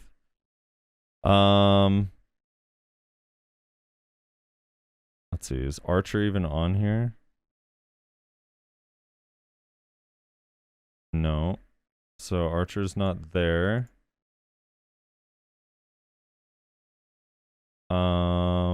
The 15th. Archer. All right, Archer's on here. Let's see if the change. No, one thing. Fixed an issue with a skill description on Black Spirit Rage. On the 22nd. Yeah, I'm pretty sure they never got like a second week of like major changes. They only got like some subtle things here and there. They just had a really good week. The first week, then. Huh? They had a good first week, and I think most of them, like everyone I talked to, was just like, if they just give us some accuracy on top of all this stuff, we're good to go. And then they changed their accuracy passive, and now they're sitting there like, all right, yeah, they gave them 5% accuracy in the passive. They're like, okay, this works. There you go. They're done. They listened. Did the Raygon Spirit thing ever change? Any archers know that the slide thing? Are you gonna be able to do the slide now? I have no idea. I have no idea. I'm not in touch with anyone from the Archer community at this point. It's been too long. Is it Raygon? Something like that. Yeah, I'm trying to think. That was the one thing that they were saying that kind of sucked. It's an iframe and global still. Ray gun. All right. I'm just like kind of going through some of these. Ninjas still were like mostly subtle. I know Block Jump was sad that they didn't give them the quick serpent back from way back in the day. I never expected them to do that though. I don't know how many ninjas were requesting that from the thing, but I don't know. Ninja overall is going to be a lot better, I think, but not like crazy better. Hold on, I have a clip from. Is it Amatat that sent me this clip? Yeah, here's a clip from 7 Arts in the Siege last night. So let's have a look at this. Let's have a look at. This is, I think, Digital's stacking on top of the hill next to our base, and then 7 Arts goes and does it. Look at this. Look at this. Oh no. Just like an instant little 5-piece. And then he just leaves. Gotta love it. Yep, just Oh walks away. no. I guess they didn't even notice him. Nope. Just went undetected, dude. Completely undetected. Maybe they felt bad for him, you know? All right, what are you tagging, Divios, after? Obviously, you're not going to keep your Sage tagged because that class is going to be useless. So what are you tagging? I'm definitely keeping my Sage. Why? Because I really enjoy Succession Sage. But it's a dead class, Divios. Oh shit. He's bored of winning all the tournaments with a striker. We've been informed that class is actually useless and can't do anything. Yeah, I've heard. I don't know. It's just that class is it's so fun, and it's like in groups. It's so good. I love it. Yeah. And I feel like it's a really good contrast to Striker, where it's like it fills a lot of the gaps. I feel like Frosty's was just like questioning that whole comment. No, I'm trying to find the Trying to find that cool comment section that I was basically verbally assaulted for. Just check our DMs. You DM'd it to me not long ago. Oh, did I? Yeah. I I think after your stream the other night, you messaged it to me. Let me see if I can find it. I was verbally assaulted for saying that. I don't see it. Oh, was it? Maybe it was in the group message. Oh, yeah, maybe it was. No, I don't see it in there either. Oh well, doesn't matter that much. But You linked it somewhere. Where did you link it? yeah, I don't know. But Maybe the I Discord? was verbally assaulted for saying that Suck Sage is still good in large scale. And then Mhm. I was like, I asked the question. I said, do you actually think that with the Is this it? Warrior reworks that Suck Sage... No, that's different. That's a different thing. That Suck Sage is... It was a video, YouTube video. That Suck Sage is going to be worse than Awakened Warrior in large-scale fights. And I want to ask you that, Divios. With the Warrior changes from what you've seen, do you think, like, which class is going to be more effective in large scale, in your opinion? I think Suck Stage will still be better in large scale. Yeah. And after I said that, I was like, dude, if you think, like, an AoE increase on grave digging and slashing is going to change Warrior's position in large scale, you're trolling. Like, it's like, there's no way.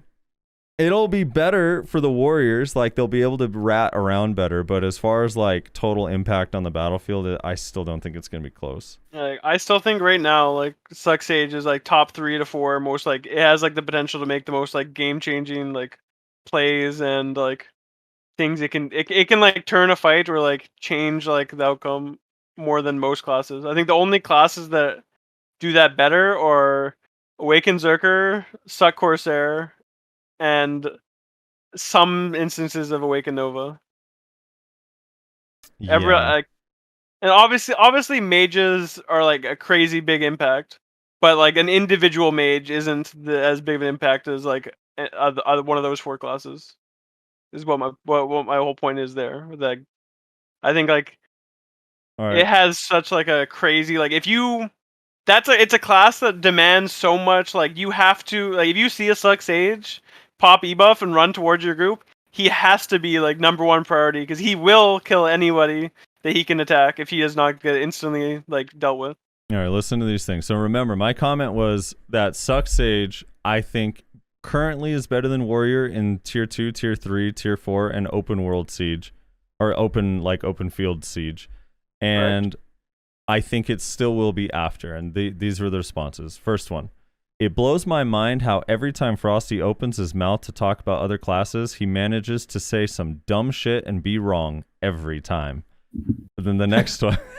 You manage that either. It's crazy. And then the next one. Suck Sage just doesn't have the base DR evasion to compete in blob fights. If Frosty thinks reworked Warrior isn't better for large scale, he just doesn't know how to play it.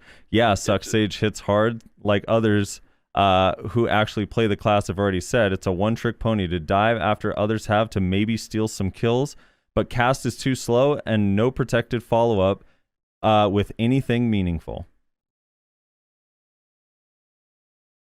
I think I know who that is. Just by the way to talk, but I'm out. And then the last one. This one's my favorite. Lamau. I asked him in chat about Suck Sage compensation buff for reworks getting massive buffs. He goes on to tell me that Warrior is not overbuffed, and that classes like Zerker, Sork, and Ninja, who are predominant in PvP small scale and large scale, are not OP. Suck Sage is only good in large scale. How many people even play large scale? 1% of the population? So he's good, what, once a week on a Saturday when he presses his E-buff? Afterwards, just stay in the back, afraid of getting knocked by a ranger or meteor that far outranges him. Plus, he has no protection on any skill. Smart, Frosty. Another smart take on class balance. Yeah, just don't worry about it. It's a Well- 340 base evasion and above average DR and above average health. Divios, I don't Oh, know don't if you mind know that. this, but we just here recently, like within this last month, discovered that there actually is a rule where if you don't play a class, you're actually not allowed to have an opinion about it. Thankfully, I play the class. I'm good. Yeah, So- that's why I But, needed but, Divios but on it's here. my tag, so I'm not a main, so I can't talk. Yeah. Damn. Yeah, what's your playtime on the class? We have a playtime minimum. Yeah, what's your playtime at, dude? Oh my god. Do you grind on your Suck Sage at all just because it's more chill, or Every now and again, I really enjoy just striker grinding. oh, you actually like In- striker grind? Okay, Yeah, awakening, mostly, but dude, it's just because when I'm in LV, suck is not fun at all. I'm really excited You know- to grind on Suck Kuno again, dude. I can't wait. Rezler, I know this image you posted isn't the one that Frosty was originally talking about, but what the fuck is this bullshit comment at the end? I want utility. Moose and Mayo have been crying about a 3-second iframe for years now. Yeah, I This know. shit I know. don't even Listen, work. I know. You want to hear something? Wait, listen to that- this comment. Listen to this comment. This is what he said. He said, I want utility. Musa and Maywas have been crying about their 3-second iframe for years now, and Suck Sage is the slowest class in the game by far. It made sense since he hit hard. Now everyone hits hard, and they still cast 2 to 3 skills by the time we get spatial off. Oh my god. Suck Sage, another indirect nerf. They really, really hate that class. 0 utility, slow casting skills, 4-second slow iframe, but okay, because of the accuracy and level 63 passive, everyone gets a 63 passive now, and he loses 5% accuracy. I had someone tell me that Suck Sage, because they lost the 5% accuracy, lost their class identity. What? Yeah. How was a class? So- How was the accuracy My cla- passive a class identity Yeah, feature? my class identity is having 70% accuracy on every skill. Yeah, that's the identity of the class, dude. 65% everyone has that, dude. God damn. Oh man, What is this, Divios? All right, what is this? This is the Uh-oh. official forms. Oh, no. Wait, when is this from? Wait, this is from 23 hours ago? Okay. Do we read this? Did we read Edited this letter? 23 hours ago. It was posted yesterday. All right. Nice try, PA. Misleading info on Suck Sage nerf. Again. All right, here we go.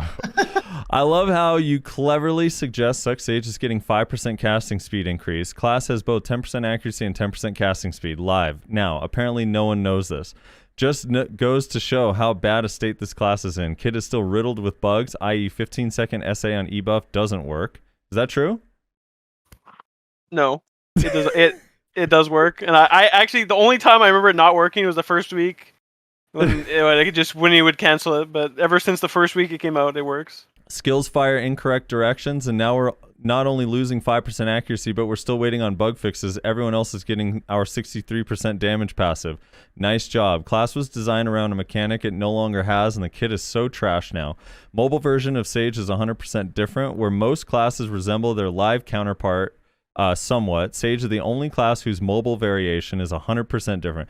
Dude, I've been seeing this more and more where people are complaining that their class needs to be buffed because the BDO mobile version is different. Like, That's this is such a weird becoming a take. growing trend. It's so weird. It's a totally Yeah, different on game. mobile it's like a magic bruiser class. On live it's a like a stealthy like assassin mage class. Basically. It's like, it's not fair that most classes resemble their live counterpart somewhat on mobile. It's like, what? Let's see. Okay, so 8 months straight, and the originally designed slow skills to compensate for the high accuracy damage don't even matter now. How are you literally going to trash a mechanic the entire kit was designed around and not fix or compensate for it? Did no one at PA realize this? That one of the slowest, squishiest classes with 0 protected CC and only a single iframe every 4 seconds that's so slow it can't be used in any 1v1 or small scale situation to evade wasn't enough? Obviously fixed on mobile, so at least someone was smart enough to realize that you completely disable mechanic the class shipped with, that the rest of the kit needed to be modified to compensate for the massive change. What, by the way, what is the mechanic he's referring to? On mobile, they basically every 15 or 20 seconds they can do the 2 iframe rift chains in a row, and they have like a time warp type thing where like they basically get to like, go back in time and like heal themselves up, basically. So they can use it to heal themselves for like 20% of their health or something. So they have Echo's ability from League of Legends. And some it's different, but yeah, kind of. Yeah. All right. Well, I mean, it goes on to basically repeat Yeah. itself a few times, but I don't know. Yeah, I don't know. Like, if you want to say it's bad in small scale and 1v1, I'll 100% agree. The class definitely needs help in 1v1 small scale, but buffing anything it does in large scale is insane. That class in large scale, in my opinion, at least right now, we'll see with reworks, but for now, I still think it's like top 5 group class. Dude, one of the things that is funny too, because I had a discussion with you and with, I don't know if you know Dalen, but Dalen main sucks Sage, Yep. and he also, and I've had it with him, like, I have advocated for Suck Sage to get some 1v1 changes. I think there's really simple changes you could make to Suck Sage to improve its 1v1 that wouldn't really affect large scale that much, and like, that's all just thrown out the window, because I think it's good in large scale, so I just want to see the class nerfed. I don't know. And I also, that's the other thing too, is I never said it should be nerfed or anything. Like, I never even advocated for that either. It's just like, no, it is good in large scale. It is very good. I think it's harder though than people give it credit for large scale, because you do have to know, you have to know when to position, when you can engage, like, or like, let's say if you e-buff and engage, like, if you're just engaging on a group of PA'd people, you're like wasting a lot of time. So like, there's a lot of things you have to know about Suck Sage for large scale. What situations you're okay to go into, which ones you can't, knowing when players see you and knowing when they don't, because part of it is a lot of element of surprise. Yeah, I think those are like the aspects that make it very interesting, because it's basically like you're playing a ninja, except or like in a Nova, except it's a lot, instead of it being like where you 1v1ing on the side and then you go in when you can, it's like you're trying to avoid all the people on the side and get like sneak past people and be like sneaky, get in like weird positions and engage where people don't expect, and then if you get in the right position, you'll kill everyone like that's around you. Yeah. It's like I really like just like how like it's just a super unique class, like how it can play in group. Are we worried about lawns at all after the rework, Awaken Lawn? Someone was saying they nerfed them this week. Damn it! But I don't know. I like everyone said every class was getting nerfed because they saw the PvP reductions went up, and didn't see that the modifiers went up. So I don't know what to believe. Yeah, I have to sit and I have to compare and contrast everything. I think they got a nerf on Bleeding Hearts, but I don't know if it's nerfed compared to live. I think it's just nerfed compared to what it was on last GLabs. week. Yeah, it's so hard because like those notes, they say all kinds of crazy stuff, and they say every patch ever. So I don't know what's new except on the classes I was like monitoring. Yeah, I wonder why they removed those extra 2 hits on Sea Burial. I'm still like trying to figure that out, because let me see if does it mention that? I mean, I don't even think it mentions it. It just doesn't say anything. Dude, okay, here's the thing. Hold on, let me hop over to my Mystic. That's the other thing, too, that I think is so crazy about the Awaken Mystic nerfs to their damage. So everyone knows that Suck does way more damage than Awakening. Like, it's not even, like, close. But, like, the damage numbers on Sucks... the same abilities hit twice as hard. Yeah, and Sea Burial are way higher. I remember looking. It's like 3 shards. It was like 4,400 versus like 8,600 or something. So Sea Burial, the normal Sea Burial in Awakening is 1205 times 6, and then the flow essentially adds 4 more hits, although without the crit rate. All right, maybe I don't know if it adheres the crit rate from the skill or not. I forget. But essentially 1206 times 10. And then the prime version of Sea Burial, the base version is 770 times 7, and then 1201 times 9. And then it has just like 40% less damage reduction in PvP, or 30% less. And then Wave Orb is like wild. Like, so Wave Orb on here is 1442 times 7 with 70% PvP DR.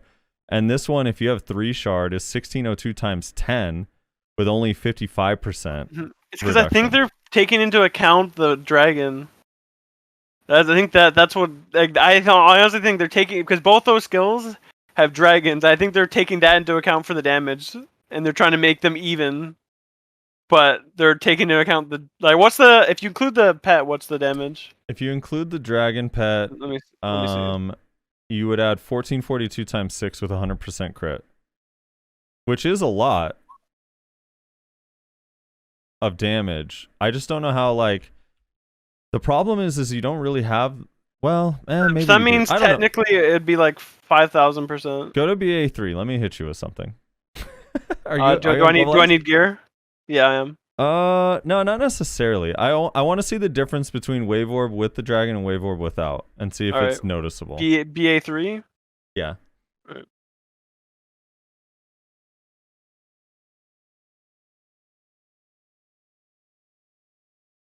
You want to talk about hash, Raven? What do you want to talk about?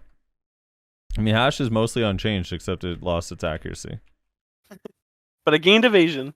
Gained a little bit of evasion, so. I know hash You is. saw- Apparently, they're pretty upset about that. Do you see Corsair's sneaky buff that no one's been saying anything about? They just gained like 5% evasion. Just Yeah, I chilling. know, dude. It actually is so scary. Like I'm talking with that 10% passive, all hash, Sork, and Corsair can all be tankier than Striker Mystic against non-magic. Why is your Mystic's name Sick Too Dumb? Why you? Because I when I made this character, I had to I had to show Sick because he was saying like some things were nice about Striker because he doesn't have them. I made this character and show them that he does have them too. He just didn't know about them. All right, you're full health. Let's see. Oops. What's your DP? 462. Wait a minute. Okay, hold on. Let's lower to something around like 370, 380. I don't need to be able to kill you or anything. I'm Pen Black. I'm Okay. Pen Blackstar and Pen Kudum. That's it. This is normal Wave Orb. I have 3,500 health Okay, though. I'm gonna wait. But, yeah. Okay. I just want to see the difference between Wave Orb with shards and Wave Orb that- without. That did like 500 damage. All right, 500 damage. So let's get some shards up, charge it up, and do it again. Just see if like this dragon. Oh my god. Okay. That did like 1,300.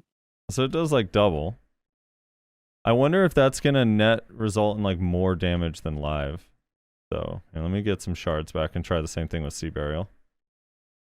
So the pet definitely is more impactful now than before. Doesn't that mean that dragons this would do damage? Since it scales with my gear. I was too slow to get into it. Alright, so let's see. Let's see Sea Burial. I'll do the I already have the shards, so I'll just do it with the shards first. Alright, here we go. That did 900. 900 damage. Let me lose the shards. I still feel like the base skill needs to do more damage though, just because you don't always have the shards. That did 550. Did that bound you? It did. Oh, wait. What the fuck? Yep, that's definitely bound and down smashing me. Wait, why is that bounding you? I don't have the core skill. I have core spiral. Why is that bounding you? Yeah, that definitely bounds. Hey, Sea Burial's fixed. You guys have a protected CC and Awakening now. You know, give that to Striker. Come on, man. Wait, that is so weird. What the fuck? I do not have pots on. I just reset me. He doesn't have pots on already. Yeah, I don't know. It's just kind of strange. Yeah, that's what it looked like on Ream. Like, I think they're just making it to where if you don't have shards, you don't do any damage. I wonder why Yeah, like that wave orb did nothing. That had my back. It did like 600 damage. why does Sea Burial bound? That's hilarious. That would make it pretty good. Wait, now it's not bounding. What happened? What did you do? Give me my bound. Maybe is the flow what's bounding? What the fuck? Now it's not bounding. And now it's not bounding. What It's do you do? saying You broke immune though. it. It's popping up and saying immune. Just resisting then, or I only what? have I only have 20% resist.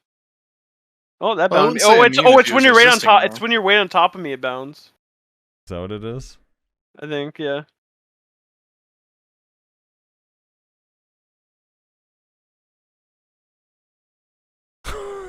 Wait, this damage is cracked. Hold on, dude. I don't know. It's just weird. Yeah, it's a. I don't know how to measure the dragons because like the dragons aren't up consistently. Here, wait, let me see if Dragon Spit does any damage to you. No. I mean, it's it's there. There's something. That there. would have popped 1 health pot, and I threw 3,500 health. All right, let me see Core Rising Dragon with 3 shards. With the float, the air attack should blast you, dude. Okay, that hits way harder than Sea Burial. That did 1,800. I think you also did Wave Orb without the bound though. Just do like grab Wave Orb with the shards. Oh, they're saying to reset my skills. That sometimes that do what? Oh, do grab Wave Orb like with the shards. 3 just shards? to see so you get Alright. down attack. Because Yeah. that one you get air attack. Let me get some shards.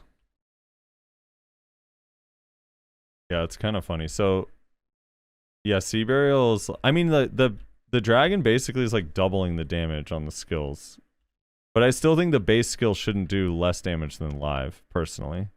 Yeah. That did about the same as the Rising Dragon. Let's see how much it does. So everyone like Unbridled is their hard hitting skill. So let me grab you into Unbridled and see how much that does now compared Even to. without add-ons, I don't think it's gonna be that good. It's way more than Wave Orb though. Yeah, but what is the crit? What was it? Does it have crit rate on it? Yeah, it's 100% crit. It's Okay, 100% crit. okay. Because I thought I had no crit. I thought you were just gonna not crit me at all because no add-ons. Yeah, like that's the thing. It's like because it only has 24% reduction, but if you factor in the dragon hits, Wave Orb is essentially like 1442 times 13 Still minus 70%. Yeah. minus 70%. This is only it's 5,000. 937. It's 5,000 pretty much. Yeah, look, that's not even. Oh my 2,000. Yeah, I think that was back attack, but still. Yeah. Oh my! Look at that Wave Orb. Yeah, the dragon didn't even get you that time. Yeah, that's what I'm saying, dude. It's so bad. They need to like. Hopefully, they revert some of that damage. I know DR doesn't work on Mystic. I'm a DR build, but I kind of wanted to mess around with Mystic just for like 1v1ing with friends because like it got all of its cool CCs back. Like you got Twisted Float with Frontal Guard now. I think. Did they remove that? Oh wait, does it not have Frontal? Hold on. They have it. All right. Okay. Yeah. Frontal. They got. Wait. What the fuck? We both did it. Oh, that's probably just decent. You got the Stiffen on Crouching Wolf, which is sick. But it's like, I don't know what the fucking look how much damage Unbridled does. Yeah. Oh, I don't know, man. It's just sad. And then I don't even know what to make of this new skill. Let me see how much damage this skill does.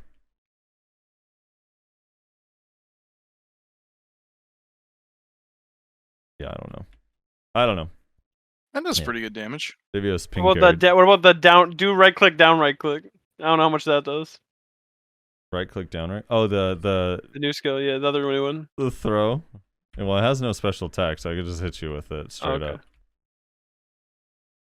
There you go, dude. Wait a minute. That skill. Wait, is try doing so do right click, down right click, because I think that like flows. Oh wait, it has a long cooldown. Hold on. It flows after Dragon Shatter now, or Dragon Strike? They're calling it. It still does like nothing. But yeah, Dragon Strike has down attack though, so it's got some damage. I don't know. All right, moving on. I don't know. Is there anything else you guys want to talk about? Does Awaken Hash need some love? Probably. Do we think Kuno is going to be competitive with Ninja in like all the aspects that Ninja's good? Like 1v1, large scale, wherever? No. I think it'll be close. I think it'll be closer. They won't let that happen. I think even with all of the changes that Ninja got, that the gap is definitely smaller than before. Like smaller. I agree. It's definitely smaller for sure. Yeah. Smaller than before. Maybe it's not gonna be like completely caught up, but if that spin, let me hop on my Kuno and show you the spin, dude, because the new spin actually hits pretty hard. I'm still in there. Yeah, just GLabs is so slow to load for me. I don't know. Is there any class we're missing out? Nyashi, Nyashi had to dip, my friend. Oh, he had to leave? He had some family issues come up. He messaged us saying he had to leave. Bit of a family emergency thing. his official statement was that May was probably going to be too strong. That was not his official statement, but What about Valks? Like Awaken Valk? We think Awaken Valk's going to be different, like meaningfully different when it comes to live server. Divios, have you messed around against Awaken Valks at all? I Oh, like Valk's such a hard I'm muted. class to Oh have a yeah, read it's on. it's gonna be a lot. It's gonna be a lot better. That I mean, the new mobility alone, like it's gonna make a lot of like their really, because the problem with on live with Awaken Valk, Suck Valk too, but Awaken Valk mainly, is like they're in like 1v1, they can get like run down and like certain they can't deal with grab. So grab nerf helps them, as well as like their movement. They got like it's gonna make it so they can actually like it's like even when like it's hard to just keep up with them now. Yeah. Like, it's gonna help. It's like yeah, like I fought a couple of them. It's definitely a lot harder fight. So Sork Awaken Sork's going to be slightly more damage overall, just because like Grim, which is a primary skill. But their Carson's going to be less. But I feel like they rely way less on Carsons than they do some of the other stuff. Turnback definitely does more. Unless Turnback got changed this last patch, but Turnback was feeling like it does more damage. Hold on, let me. Jules, thank you so much, by the way. Hold on, let me shout out Jules who rated me. And then Suck Sork is I don't know. I don't know what to make of Suck Sork. Hold on, let me knock you down and then spin. Is your DP still the exact same as before? Yep. Okay. For the people that are watching this after we're recording it, Frosty's asking a lot of these questions because people are asking in chat. I'm gonna need more DP. Yeah, put on a little bit more. But dude, you see how much, like, okay, so the remember the dragons is like, oh yeah, that does more damage because of the dragons. But did you see how much damage Delighted did? Mm-hmm. Which is pet damage also? Like, it does more damage than all of the Mystics dragons. It did 1,000 damage by itself. Yeah. Yeah, that's like, what the fuck? But you see, Frosty, this is an assassin class, and Mystic is a tanky class. What's your DP now? 425. The DP doesn't matter though. I have 3,800 health. Right. Like yeah, you see, like everything kills me. Dude, but spin feels so nice now. I've got more DP. Hold up, me more. I don't think anything's gonna save me though. I think I'm just gonna always die with this. Well, I'm gonna do like Wheel of Wrath, because before it was like Wheel of Wrath and Spin did roughly the same damage. It was just Wheel of Wrath was like the DPS on it is just so much nicer. Mm. Oh my god, dude. That's with another 50 you DP over what I had last time. You got some fake ass DP though, dude. Yeah. That is like I don't know. Full Kadri ring in every slot, all 6 slots. You put a Kadri ring. I have 3 Pen Black Stars, Pen Fallen God, Pen Kudum with no Caphras. Okay. It's just like it's. I mean, that's what. Yeah, I have like 3,000 health. It's. Yeah, Wheel of Wrath hits you so hard. Do you have like no real evasion? What's your evasion? No. Okay. Oh, like nothing. I have like nothing. I have 989. All right. So in conclusion, the Mystic nerfs are not justified if Kuno's Delighted Blast that literally doesn't do damage does more damage than Mystic's Dragons. Yeah. That's just that's how it is.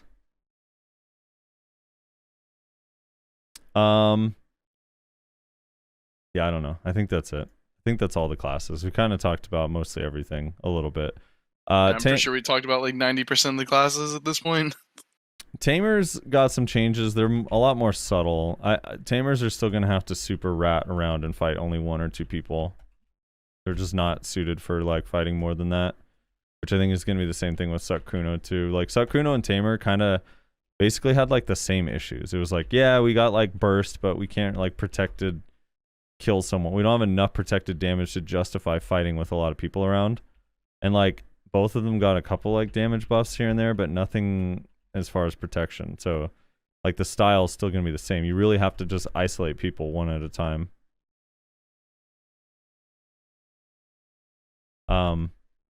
Anyway. All right, let's see. Is there anything else we want to talk about before we conclude? No, I don't think so. Do you think there's going to be a delay in the rework release? No. If we got one, do you think people would be pissed or happy? pissed. Oh, they'd be pissed off. Yeah. I see. Is Striker going to be the meta after the reworks? So everyone keeps Probably telling not. me. Everyone keeps telling me Striker's going to be the meta. No, the thing is, Striker was the first one that actually had like its changes mostly done. That's the difference. Most classes didn't have their stuff ready. Like you see, like at that time, right? Warrior, Ranger were both really sick too because they had most of their changes. Striker it'll definitely be very strong, especially in like I think Suck Striker is gonna be one of the best 1v1 classes in the entire game, like top 3. And I think Awakening is gonna be one of the best small scale classes. Do you think that when it comes to live though, that you're gonna feel like the damage isn't actually as high as it seems like it is on GLabs? Yeah, of course, because people on GLabs use the most unrealistic stuff ever, including me. Do you feel like the GLabs damage is also like inconsistent? That it has some inconsistencies? I don't think so. I think that was a thing. I mean, it is inconsistent, but it's inconsistent because most people don't go out and actually get most of the things they need. Like, there's so many things. If you're missing, it stacks up really fast. Like people have seen how much just having a food buff increases your damage. If you're missing like a bunch of people didn't have add-ons till this week on a lot of classes. People don't have a lot of stuff. Like it's very easy to just be missing a couple things and just do no damage. Yeah. Well, the HP thing is a big, like, my setup is borderline the same. Like, I'm, like, really close to what my Kuno has on live, and for some reason, I'm still, like, missing, like, 1,200 hit points. It's, like, that I can't figure out how to get it. I have, like, whatever journals from that book are done, so I don't know what else I could do. It's kind of weird. I think I'm missing, like, 600 health or something on mine. But otherwise, it's pretty similar. All right. In conclusion, dude, thank you so much for coming to talk about everything, Divios. We greatly appreciate it. It was good. It was fun. And I appreciate you. Bye. Yeah, I don't know. Appreciate your knowledge. I heard you have a calculator that calculates the damage differences between everything.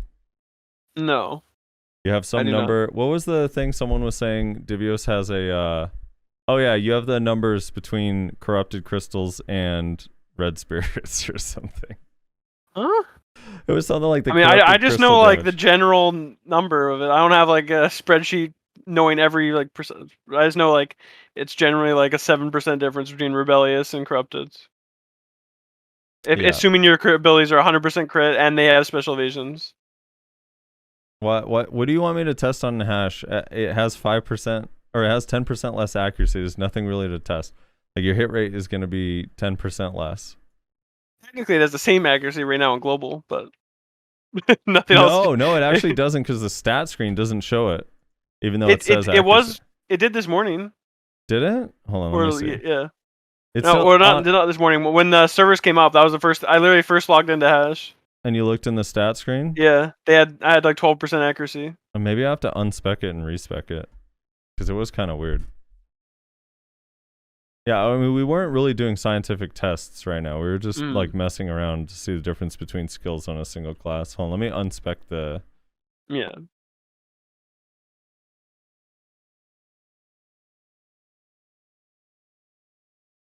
No, I still only have 7% total. Yeah, that's what you should have. No. You get 5. Yeah, you get 5. Oh, do you? Plus 2. Yeah. Wait. 2 is you get 5. You get 5 passes. Look, just unskill them. Look again. Is it 5% from this? Oh, okay. Well, yeah. Before, yeah, okay, that makes sense. Never mind. I guess because they nerfed all accuracy passes got nerfed to 5. Right. Okay. Yeah. But you have no evasion now. Remember, everyone was kind of afraid, like when the Warrior rework came out, and everyone was like, "Dude, I guess evasion's gonna be dead." So is that not the case anymore? Are we feeling good about evasion now? I'm feeling good with it. I just think people take evasion the wrong way because I like it on my Sage too. I think having a lot of evasion on my Sage helps a lot. I just think people take it as when they're evasion, they feel like if they don't survive our combo, it did nothing, and that's not what it's about. Yeah. It was only about that in like 2018 when you could actually like you could put a parry on any class and you'd be a tank god.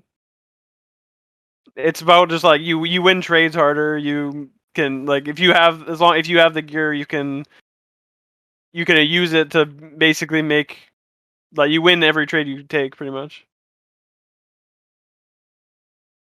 But if you're building evasion to survive a combo, then that you're not gonna have a good time. So we have accuracy and evasion on Succash is the question. No. Right Yeah, you now have it's bugged. It's set, It's AP and accuracy yeah, right now. it's AP and accuracy on here. The patch notes say it's supposed to be evasion and AP. I think it should be accuracy evasion. I think that makes the most sense because it's the same as live, except just it basically you trade 5% accuracy because they nerfed everyone's accuracy passive, and then they buffed the evasion passive, so buff theirs. Like, that's what makes the most sense to me, but obviously not everyone's evasion, so some people won't want that. Yeah, it says the phenomenon has been confirmed where the description and effects of the Hashing Sand Monk skill were incorrectly exposed and applied. Some of the effects of the skill are not all hit rate increase plus 5%, but all dodge rate plus 10%. So I think it's supposed to just be evasion.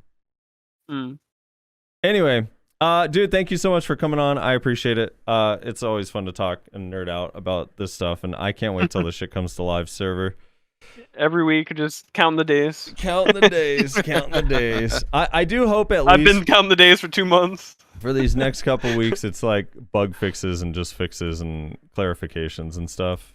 At least, I don't know. Yeah. It's so weird. They keep on just like sneaking in these like random, just like small buffs, and it's like, where did that come from? It's like they just randomly gave like Suck Striker 20 AP. It's like, wait, what? Where's that come from?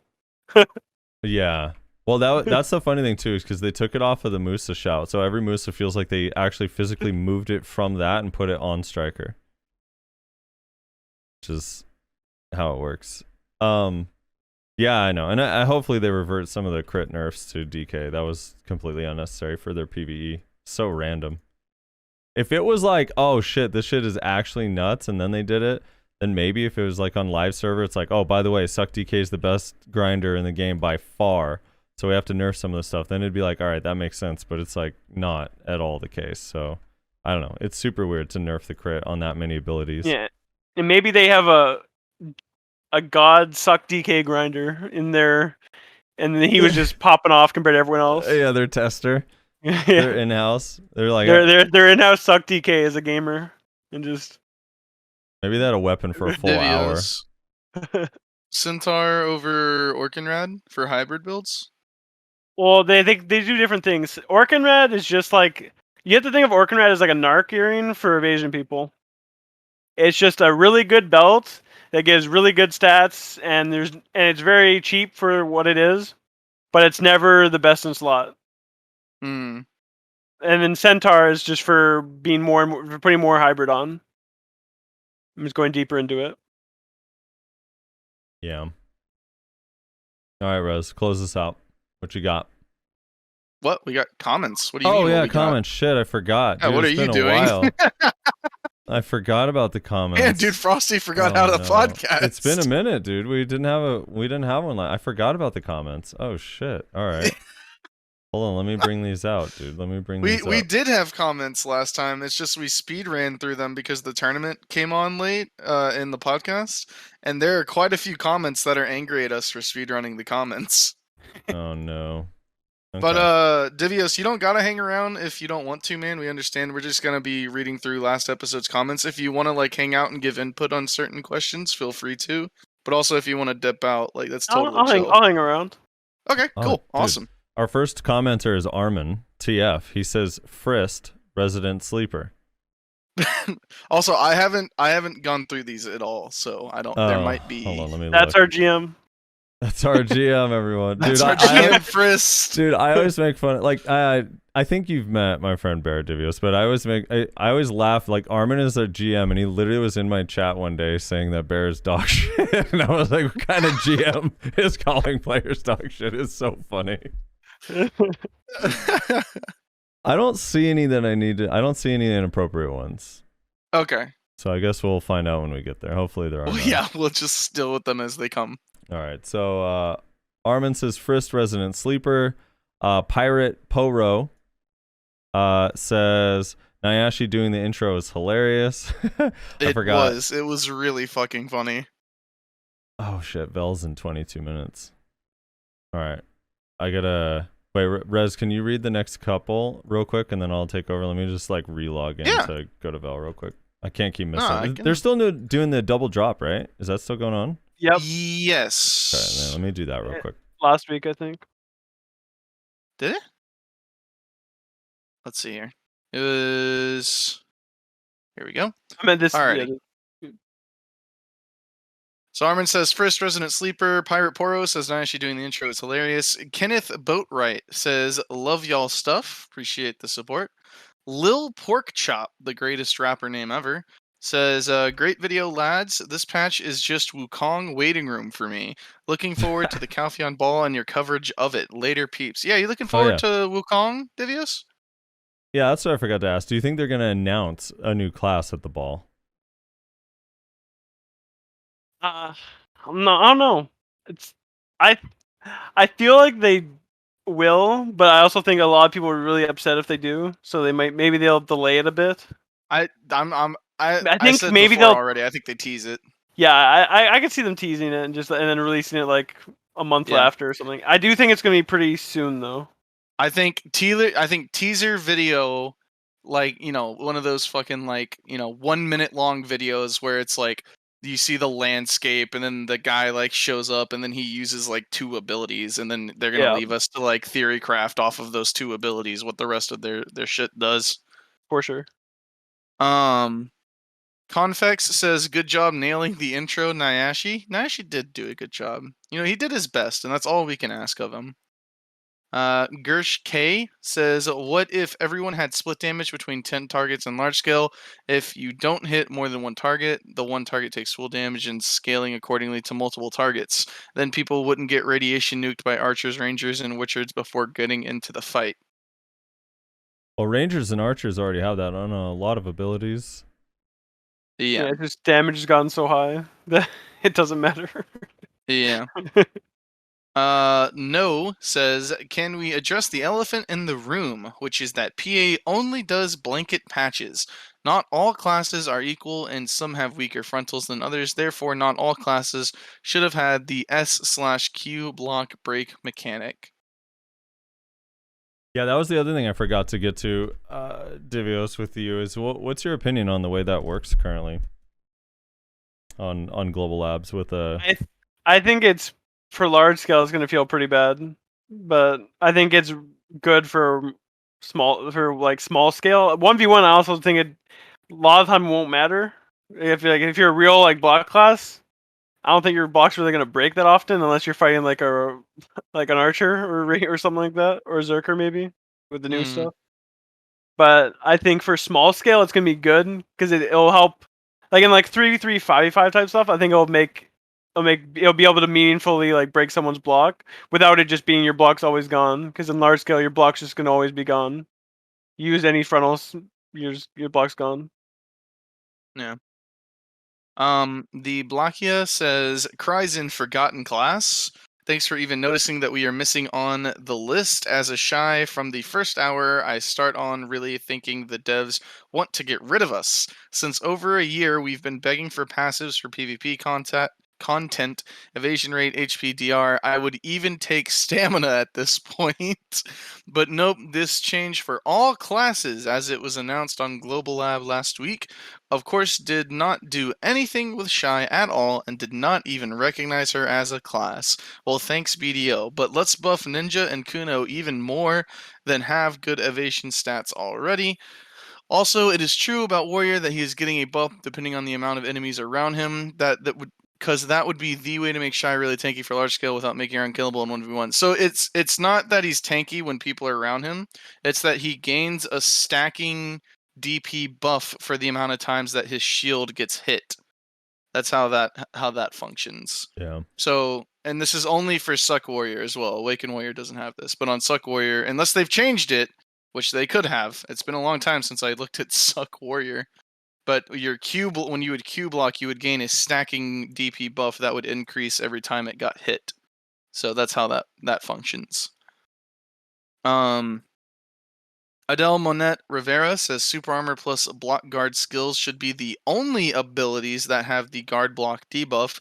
Normal Block Guard on weaker classes such as Witch, Sage, Tamer, etc. will become more inferior to all Black classes. This is said, I think they meant sad, in terms of defensive maneuvers and protected combos. Oh, this is said in... Okay, I get what they're saying. Guard block debuff should only be 3 seconds, not 5 seconds.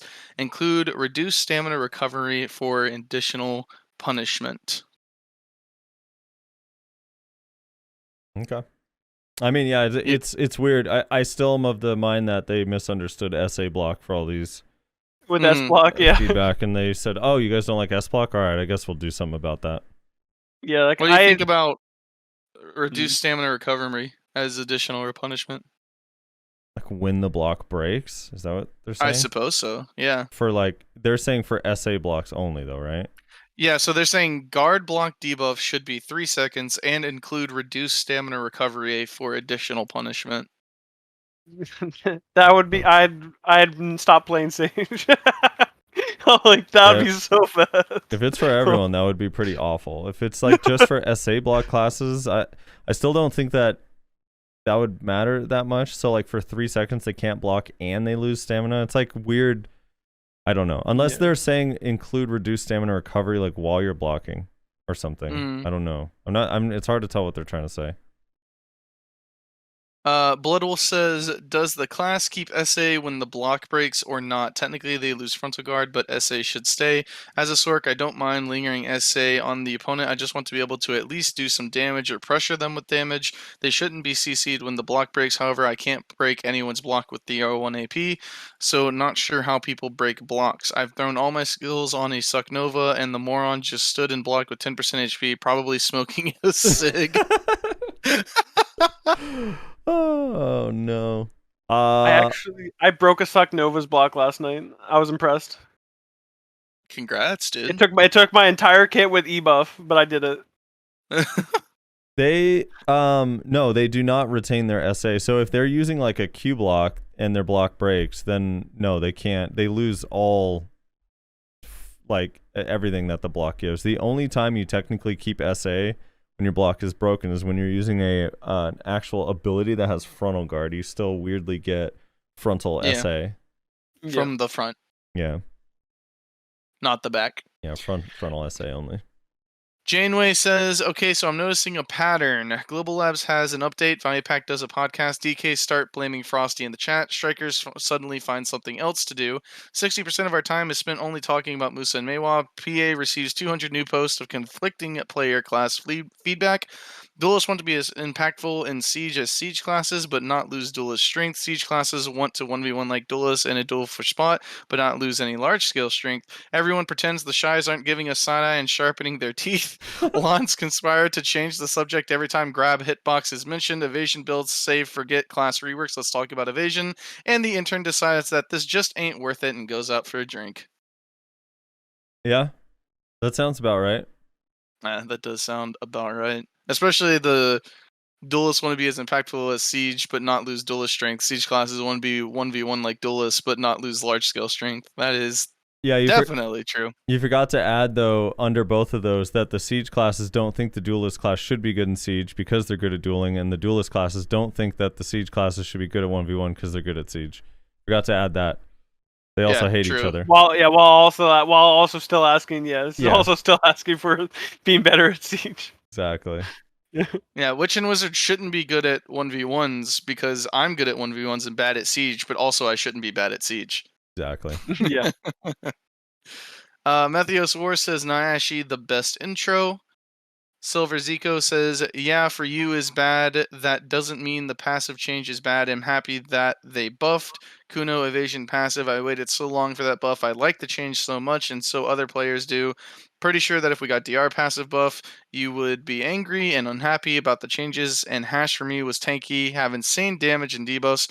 I'm happy he got a taste of the, I'm assuming that's supposed to be ban hammers, but I guess it's just nerf hammers in this case.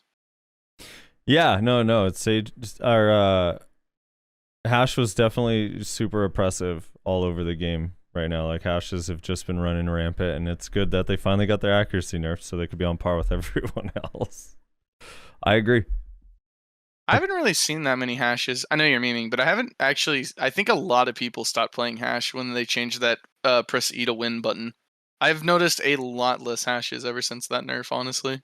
Yeah, and the Kuno evasion passive, again, I'm fine with it. I just want an option so that like your build shouldn't gain zero benefit, like from the change. Like for example, on a DR build right now, like the Kuno passive changes are only a nerf, nothing else, just a nerf. Yeah. Anyway, Yeah.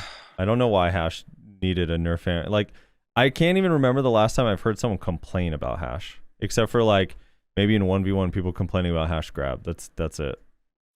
I complain about hash in AOA 3v3. That's annoying. I hate it. I complain about hash every time they grab me, and my screen still shakes around in the air like I'm a toy being ripped apart by a dog or something. Why is that still a thing? Stop it! Put me down! Battle Hot Dog says those passive changes are just lazy balance band-aid fixes. Everything gets thrown out of the window the next time we get PvP damage buffs / nerfs or class mod changes. When they change skill damage, they already have the passive skilled while testing. If a class is too tanky, the class mods get changed. If a class deals too much damage, the skills get nerfed. Those passives are just a dead number that is supposed to look good. Adding a choice to it might fix it, but adding just one passive alone is lazy.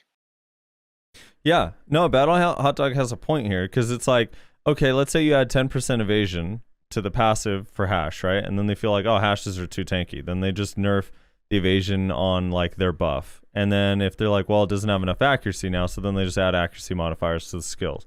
So it's like the passive literally is meaningless because they're going to rebalance. Yeah, he kind of has a point. Like they're just going to rebalance based on what you have anyway, unless they just give you choices. I think the number one example of those is Warrior, Valk, and now Sage passives, where they had their passives are just 10% attack speed. It's like, well, it's like if everyone just has it, is it really like 10% attack speed? It's like, what if the skills were just 10% passive and it had a passive instead? Because it's like you'll never notice like a passive 10% because it's just always there. So it's kind of just like that's just what the skill is. Wait, what do you mean Warrior Valk? Warrior Valk? Warrior and Valk, yeah, they're little innate passive. You know, like yeah. Kuno Ninja have that too, where it's just like it's a just random passive. It's 10%. So it's like, well, the great thing about that passive though, where you do feel it, is when you get slow debuffed because it allows you to be slow debuffed further. Yeah. So that's it's just kind of like a strange passive. I feel like because it's just you always have it, so it's kind of I mean it's meaningless. Yeah, that's your class's unique passive. What do you mean? Molly Speed says all the solutions they bring instead create more problems. Why must a Musa or Meiwa suffer the same block demerit that a Valkyrie Warrior suffers? Clearly, their blocks are different power-wise. All they have to do is give non-grab classes / specs single target guard breaks. That's all we need IMO. Anyone that's played Blade and Soul will attest to this. Those devs managed to somehow make turtle gameplay risky as fuck by implementing guard break. I've never liked this system with reliance on damage to break guards. Make a random skill, i.e. a kick, instantly break guard, plus the current effect where block is unusable for a bit of time as punishment. That's one way to make useless skills useful. The animations need to be clear and can be given reasonable cooldowns. However, they have to be careful while implementing this on ranged classes. A class gets a single guard break skill. I would like to be afraid of a Maywall rushing me when they are close. I can't turtle till I see they use guard break skill. Also, can we see grab cooldown timers above opponent's HP bar? We need to be able to know how much time we have. Devs have no clue. They refuse to copy games that solved these issues a long time ago. Think BDO exists in a vacuum where it can't learn from others. Edit, they also give supports shy ability to cleanse block region debuff. Would help make them useful in fights if they can cleanse these debuffs. Okay, there's some interesting things in here and then some things I hard disagree with. I would hate the idea of like putting a grab cooldown timer above people's HP bar because you refuse to keep track of it is like part of the challenge. It's like they increase grab. I mean, I'm not saying grabs are not strong. They definitely are, but like, dude, you can definitely keep track of 15 seconds when you're dueling someone. It's not that hard to do. Now, one thing I do kind of wish is that they showed maybe on top of their HP bar next to it what % their block actually is if you're hitting them. That would be interesting. That could be interesting because then you'd Or because the just thing is, you have no idea right now if their blocks have almost broken or if they're still just chilling. you don't even need like a number because I think a number would look kind of stupid. You could just have that little blue shield like go down. It like becomes like Yeah, half full or transparent. something. Yeah, exactly. Yeah. Dude, Kaiser pointing out Zerk has 3, so you just see 3 separate cooldowns Three ticking above Zerker's head. Well, on live they have 4. Yeah. On Live Awaken has 4. But yeah, like the guard thing I could definitely see. But yeah, the grab cooldown thing, I don't know, that just A, that would look silly, and B, that's kind of just like I don't know, that's something that you should be keeping track of in PvP generally. And wizards, since they Suck Wizard doesn't have a one, so I should be able to see their teleport cooldown above their head. Well, Musamewa got single target guard breaks on their skills, so according to this guy, that's all it needed. So this should be solved for Musamewa. We'll see what happens. We'll see what happens. Neptune, I don't know what that is in Roman numerals, rather. XXIV. It's Someone 24. smarter than me wants to let me know. Is it 24? I believe so. 24. Neptune 24 says, I wish they would give non-grab classes an off-balance skill in which after hitting an SA block with that skill, you remove their super armor effect on their block for a few seconds. And then they also say, with passives, they should have a list of all these buffs with a tier system so players can select the passives that fit their playstyle. That's an interesting idea, to have a skill that removes that SA, like something that doesn't actually do anything but that. So you apply it to them for a short time.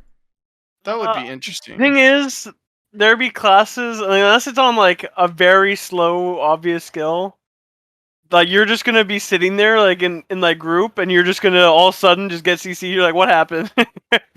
You're just gonna be it's gonna be weird. Oh, put it on the teleport float portion of Tenon Cutter. like I think it has to be. It would if they did something like that, it'd have to be very like deliberate and very obvious. It would have to like shake your screen around, and if you or something like you know, hey yo, you're not SA anymore, fella. So he's only referring to the block, the SA block, right? Not just SAs. Yeah, but SA block. The idea is kind of interesting. It would probably be hard as hell to balance, though. Yeah. Yeah, I think it'd be, especially in group, would be really hard. Very Nuth says, it's funny how people cry about SA blocks while Tamer / Slork can be perma iframe, Musa, Corsair, Lawn Striker, Mystic Witch, Wizard be perma SA. Like how he doesn't mention Guardian there. Like the perma SA champion. Not going to lie to you, I play Suck Hash and I hate SA block, but fighting a perma SA class is the same as fighting SA Q block. Well, except one of them takes damage every time you hit them and the other one doesn't. And debuffs and add-ons and... Yeah. Yeah. Yeah. Well, I can't tell what side this person's on, to be perfectly honest. Are they on like SAQ block side, or on SA rotation side, or they on iframe side? I think he's just anti-permanent protection. I see. That's what it seems to me. In that case, I can kind of agree. Yeah. The Musassin says, at Reslar, oh boy. I don't agree with every class having instant iframe because their guard got broken. To me, that sounds like we're going back to square one. The whole point of this guard break was to make it easier for class that do not have a fucking grab to go against mostly turtle classes. If you're going to say give those classes instant iframe, then you might as well say give every class that doesn't have a grab a grab. The way it sounds to me is you want to give those classes an easy way out when they already have a grab and FG/SA block. That makes 0 sense to give those turtle classes one more tool that other classes without grabs. That's how your comment sounds to me. Okay, so then you obviously didn't listen to me. Because what I said was, to avoid the issue of block locking, they have to have an instant iframe. Because you can't just lock them into a guard in this context, right, where they're getting CC'd for their guard being broken, because that's the context of what we were talking about. If you break someone's guard, they actually just straight up get CC'd. My point was that block lock is a bitch in the current game. And so to help prevent that from occurring, you have to give them an instant iframe. You have to. Otherwise, you're just going to get constantly locked in block the second you go into like any large scale. Like you walk up to a ball, you press Q, you're going to instantly get locked into your block and CC'd. And for what? For standing on next to a cliff that like 3 wizards were on? That makes no sense. That's why I was saying that. Hydro159 says, waiting for the day Zerker get full iframe on Giant Leap. Iframe only if you press and go, not hold it there, because that will be stupid. So he will stop hating on Guardians. Anyway, no, I'll still hate on Guardians, don't worry. I believe that abilities should behave differently depending on if you're in Node War / Sieges or Open World. That way it would be easier to balance stuff, but harder for people to learn the class, which I don't believe is a bad thing. Also, why are SA longer if you're slower? That shit is stupid in more ways than one. Yeah, I play Guardian, I can abuse the shit out of it, but Guardians feel awful if she's slowed. Do you guys believe that PA is incapable of solving simple issues, or are they just trying to bring new solutions to appear interesting? What? I don't know. What? No, I don't think they're incapable of solving simple issues. And I also don't think that they're trying to bring new solutions to appear. I don't know. I don't know how to answer that. I have In a some very cases, strong opinion. In some cases, yeah, I guess they're incapable of solving things. In others, they're not. And then I don't know about the solutions thing. I guess sometimes. What's your strong opinion? Let's hear it. Like he was saying, like the ability should behave differently if you're in a Node Warrior Siege or like large scale. And I hate that kind of stuff. Same thing with like RBFDR and how it used to be with 10k HPC. It's just like you get used to how a class plays and what you can do, depending on like. But it's just like having all these different like damage Rules. and how the abilities or your rules just for like for your class just makes it like it just makes it really weird and very inconsistent and it makes it really annoying, to be honest. Like the RBFDR is like the biggest example, obviously, but it gets really bad. I really hate that kind of stuff. Yeah. Yeah. The irony of a Guardian complaining about slows. Maybe Divine. Well, I was gonna say, I mean, we've talked about this before, and again, it's not like a final end-all, be-all solution, but I feel like the whole point of special attack damage was that exactly. So when you're in large scale, you're not taking that much damage, but once you're CC'd, you are. And right now, it's like the disparity, like you do so much damage when someone is standing up, and it doesn't feel like it's that much more impactful when they're CC'd. Like maybe the disparity is that like when you're standing, you shouldn't be taking that much damage as you do currently, but when you're down, you should be. I don't know how you would solve that. I guess changing the numbers, but I don't know. Like that's always seemed like the whole point of down attack to me. It's like, yeah, if I'm just hitting you with a skill when you're standing up, it shouldn't necessarily kill you. But if you're CC'd and on the ground, then it does a little bit more damage. So like, yeah, like kind of what Pooty Poot's saying in chat, reduce the base number, but increase the down modifier number. So it's like standing up, you don't take as much damage, but when you're on the ground, you still take the same damage. I don't know. But then that nerfs everyone's PvE. Well, no, because I would change that too. Well, not necessarily, because you could leave the numbers technically like the same and just nerf the PvP reduction and just increase the modifier. So, for example, in PvP right now, or PvE, the down attack modifier is 1.5, but in PvE it's only 1.2. Or sorry, in PvE it's 1.5, in PvP it's only 1.2. So you could still leave the PvE the same and just nerf the PvP damage reduction, but increase the modifier for PvP. Because right now the modifier for some reason is less in PvP than PvE. I don't know. Just a thought.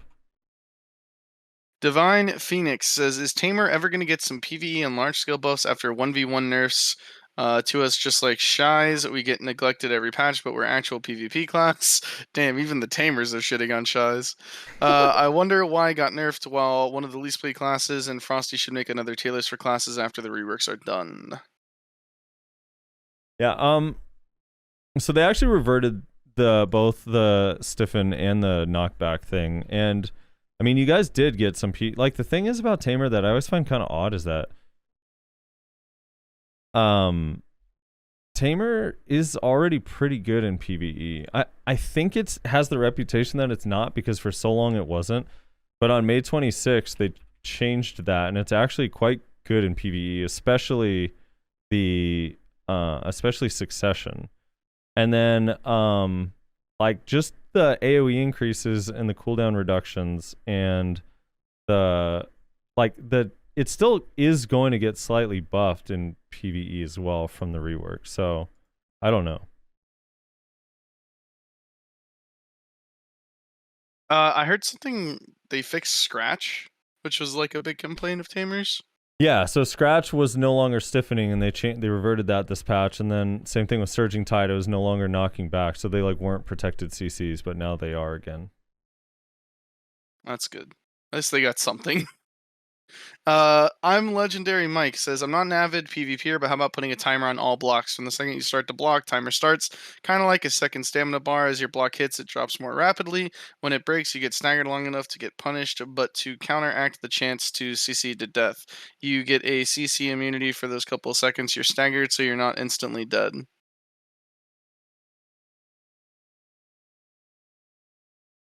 Yeah. Frosty, thoughts? Because you said before that you think blocks should consume stamina, or you Yeah, but he's proposed that saying- as a he's- potential solution. He's saying all blocks though?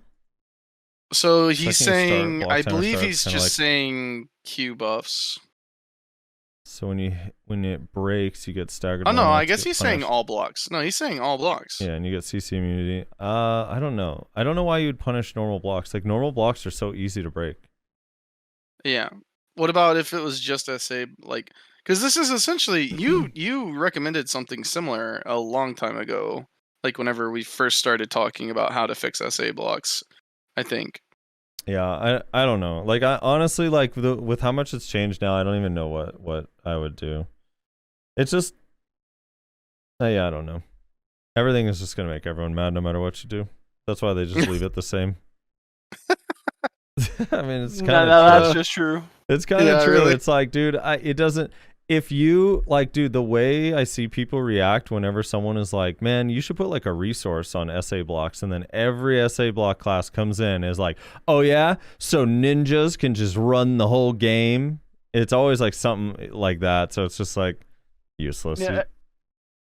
Everyone like hates everyone else's class. It's They like that's really not how do. it is. They really do.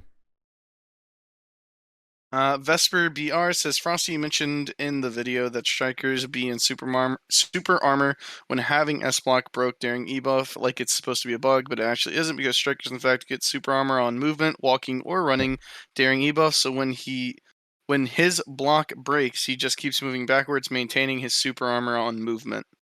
Yeah, I'm not sure why he thought that I said that like it was a bug. That's definitely intended. It was in the patch notes. I was clarifying how it worked because a lot of people thought that Striker Mystic just had super armor all the time if their block broke. So I was just clarifying that it's only when they're in their ebuff. I probably said for some reason because I don't think that that's a necessary change, but it's also, yeah, I definitely don't think it's a bug. It was intended. It's like in the notes. Shazar says, here is your fault regarding Valkyrie. Valkyrie's Awakened block was tremendously weaker than all the others. That's just making it as same as others. Has nothing to do with gauge break, just making it fair between the SA blocks. Still, pre-Awakened block on Valkyrie is weak as shit, not balanced.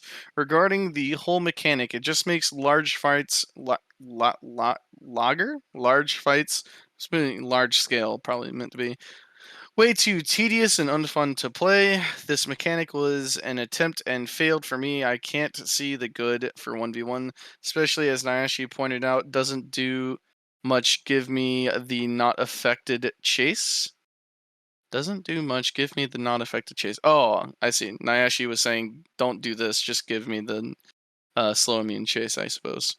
It by far doesn't outweigh the negative impact on larger fights like Node War Siege, which this game eventually is about. I don't know if I necessarily agree with that.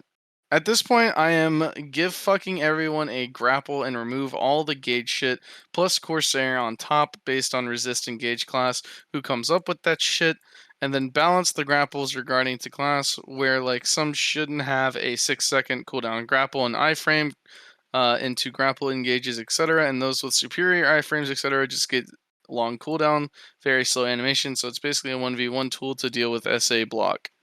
And then I don't know if you have more on your screen, but on my screen it just says let. Yeah, that's Okay, just let. yeah. I have no real comments on this. I mean, Awakened Valk block is like, even if it's true that it was weaker than all the other SA block classes, it still was stronger than all the non-SA block classes. So it's just like a buff tier class. Also, is Awakened Valk's block weaker than Awakened Warriors? I don't know. I feel like haven't that's tested not them. true. I haven't No. tested them side by side. I always thought they were pretty similar. I'm pretty sure the Valk one was stronger. Yeah, I also thought Valk's was like a little bit like they're very very similar, but Valk's was like slightly better. If not, I mean maybe they were the same, but I definitely don't think Valk's block is weaker. The pre-awakened one is apparently, but the succession, the prime one and the awakened one are not. Or if they Yeah. are, it's like very close. ID Sync says redo comments slower. No. Sorry. We're in a rush. There's an event going on. We apologize. Yeah, we were in a rush because of the tournament going on, so just happens sometimes. Things happen. The Guido says, I don't know who said that comment to let you guys about the Zerk changes on console, but that's simply not true. Been showing the whole community of Zerkers here on console the changes every week, and they have been very pleased and excited. The problem every Zerk has is with Succession being literally dismembered. Keep up the great work. Yeah, so if you remember from 2 weeks ago, I can't remember if it was a comment or something, but someone said, like, even ask Guido, like, all of the Zerker changes don't really matter on console. It's trash. Like, even the Awakened ones or something like that. So this was, Guido was responding to that saying, yeah, that's not true. They're definitely happy with the changes. They just think the suck changes suck. Korin Naoka says, I mean, I'm going to be honest, as a Valk, I would prefer to get the SA removed on my block in exchange for just a stronger frontal guard. Thematically for the class, she has a big-ass shield, and it's not that hard to just camera turn if something's going to hit me from the side. It will raise the skill in using the block just like every other non-SA block class. Just remove the SA and give me stronger frontal guard for large scale. Yeah. All right.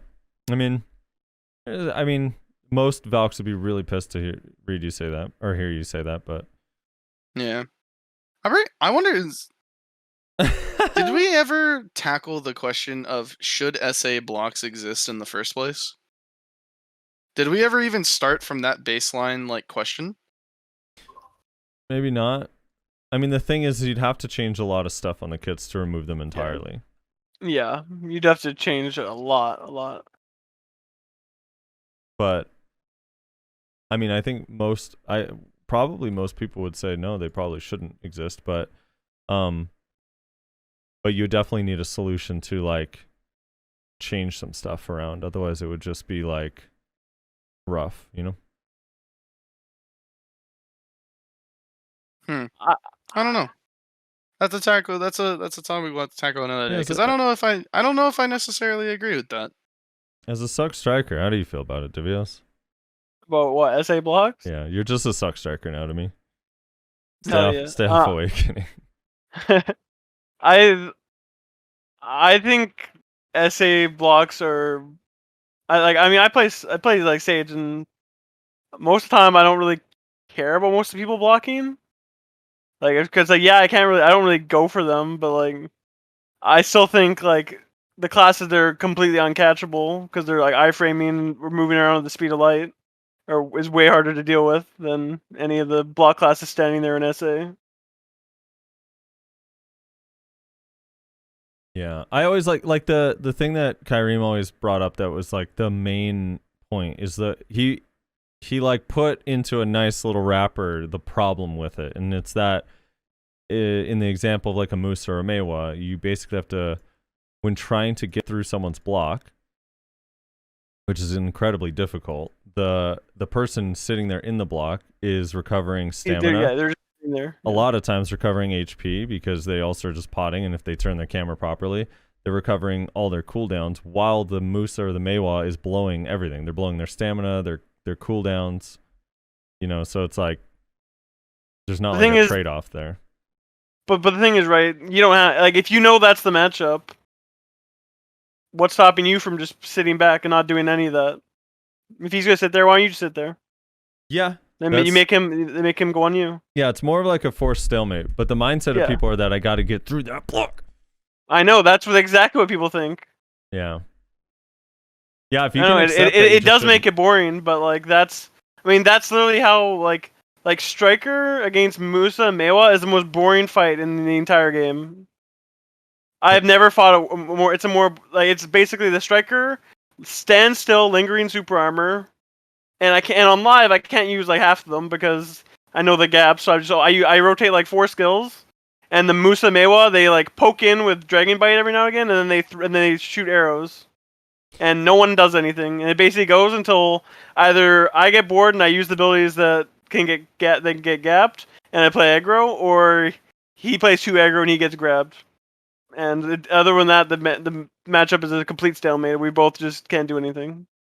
Since we have Divios here, Rez, I want to ask him a question that someone in the chat asked. They said, as a returning player, I'd like to know, do you think Striker is OP as he is the tankiest class? He can do a hybrid build and still kill everyone. I might be wrong. Please explain. Striker is extremely strong in small scale and 1v1s.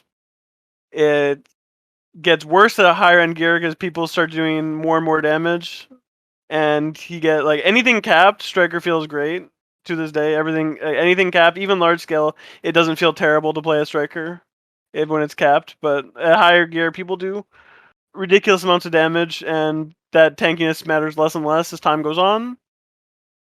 But he is extremely strong, small scale, and has a lot of options with his gear. You can do a lot of different builds with him. This is And- an awakening. Yeah, I mean, on an Awakening, if we're talking live, Awakening on GLabs, I could probably say about both. But on on live, like Succession Striker is strictly 1v1. But Awakening is very good small scale 1v1, and it has its role in like you can be like a kind of like a flex leader by just being like the leading the charge. I just want I mean, I think we talked about this when we had you on for the Striker thing. I don't love that they removed like 2 of the major ways to catch a Striker without a grab. The problem is those things were just it wasn't consistent. It was completely random. It depended on how I hit you with Spiral, if it was gapped or not. It didn't matter if I didn't hit you with Spiral, you can't catch it. It only happens if I hit you with like the middle of Spiral that you can get, because then it ends the SA. So it's like if I hit you with the end of Spiral, it's fine. If I hit you with the beginning and go past you, it's okay. But if I hit you with like the middle, then I stop right on you and it loses it. It's still just gonna make it so hard. Like I don't know. I guess like just philosophically speaking, I'm not a fan of like if you want to catch this person, you 100% have to grab. Like you could play in a way right now. Let's say the changes come to live server exactly as is. You could play in a way if we 1v1. Could you not play in a way where the only way for me to CC you is to grab? If you can't damage pressure me, yes. Yeah.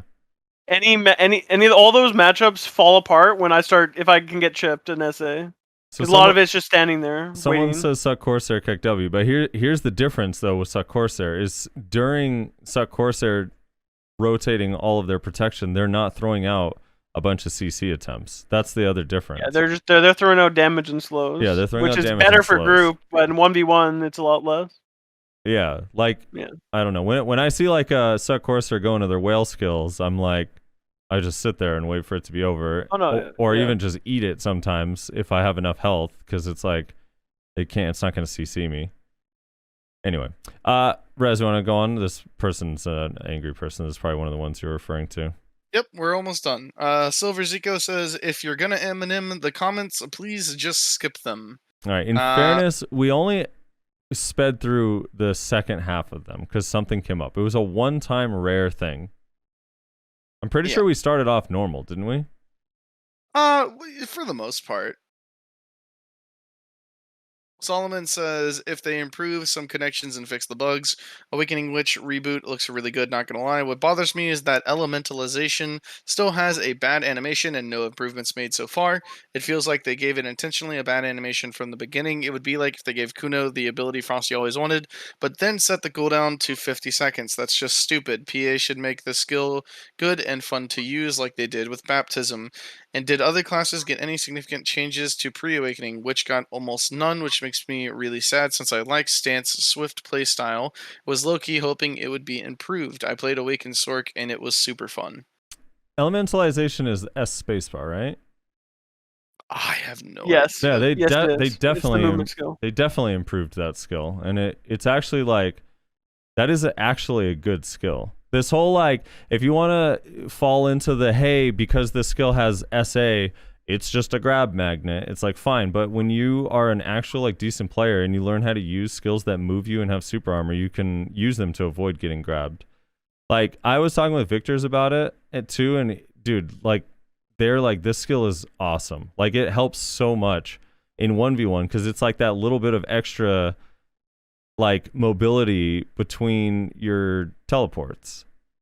Not to mention magical evasion moves you like 20 or 25% further than it used to, and they lowered the cooldown of the SA on that skill. So it's not like you got nothing. And elementalization is really good. Also, no, it's not like insane, but it is still a good mobility skill for like disengaging or backing up or trying to get to a safe place. Also, have you seen when they do the like if they do like Voltaic Thunderstorm, then use their lightning baptism skill, it jumps them back like 10 feet as well in SA. Like they are so they're gonna have a lot of like not like a lot of long range movement, but a lot of just like quick little just like SA hop like 10-15 feet, just like and then and they made their magical evasion faster. Like all those things are like gonna help a lot.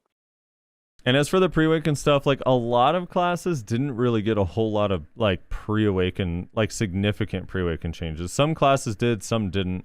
Definitely the direction they're going is like if you're playing Awakening, they kind of seem they want you to stay in Awakening for the most part on most classes. Yeah. That seems to be the general theme.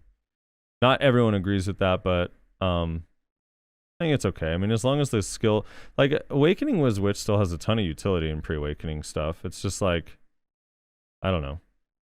It's not like you don't use any of those abilities. Like, I mean, you still have all your heals are there. You still have your speed spell. You still have PA. You still have Meteor. I think they're talking about like the lightning residual and like fireball stuff and main hand are just like so slow and outdated now.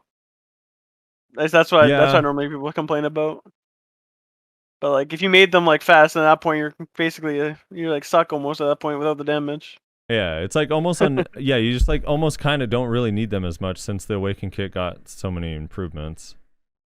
It's more like just in addition to, I guess.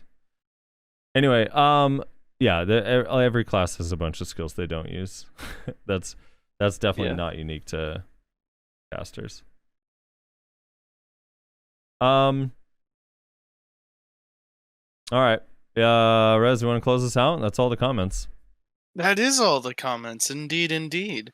Divios, again, man, thanks for joining us. You don't stream or make videos or anything, right? Not really. It's like every now and again I upload a video, but it's more just it's just completely random when I do. I'm just whenever I feel like it or like something cool happens. Right. Do you have anything you want to shout out? You got any homies that deserve a chance in the spotlight? I don't know. Nope, no homies. Divios has no homies. Damn. I got no homies. Sometimes it'd be like that, I guess. No, what about his sick too dumb friend? What was it? Yeah. Sick too sick doesn't play anymore, does he? He hasn't for a while. No, he hasn't played in a while. Rep did. But yeah, man, thanks for joining us, and hopefully we can have you on again to talk about stuff maybe after the changes come out, a little bit afterwards, once you kind of get a feel for how it feels on live, and we can talk about Striker all over again. Let's go. We'll see. Hell yeah. But thanks everybody for listening / watching. You guys can check out these live every weekend. Twitch.tv/SoFrosty. He streams almost every day, I feel like, pretty much. You can also check me and Nayashi streams out, also in the description of the video.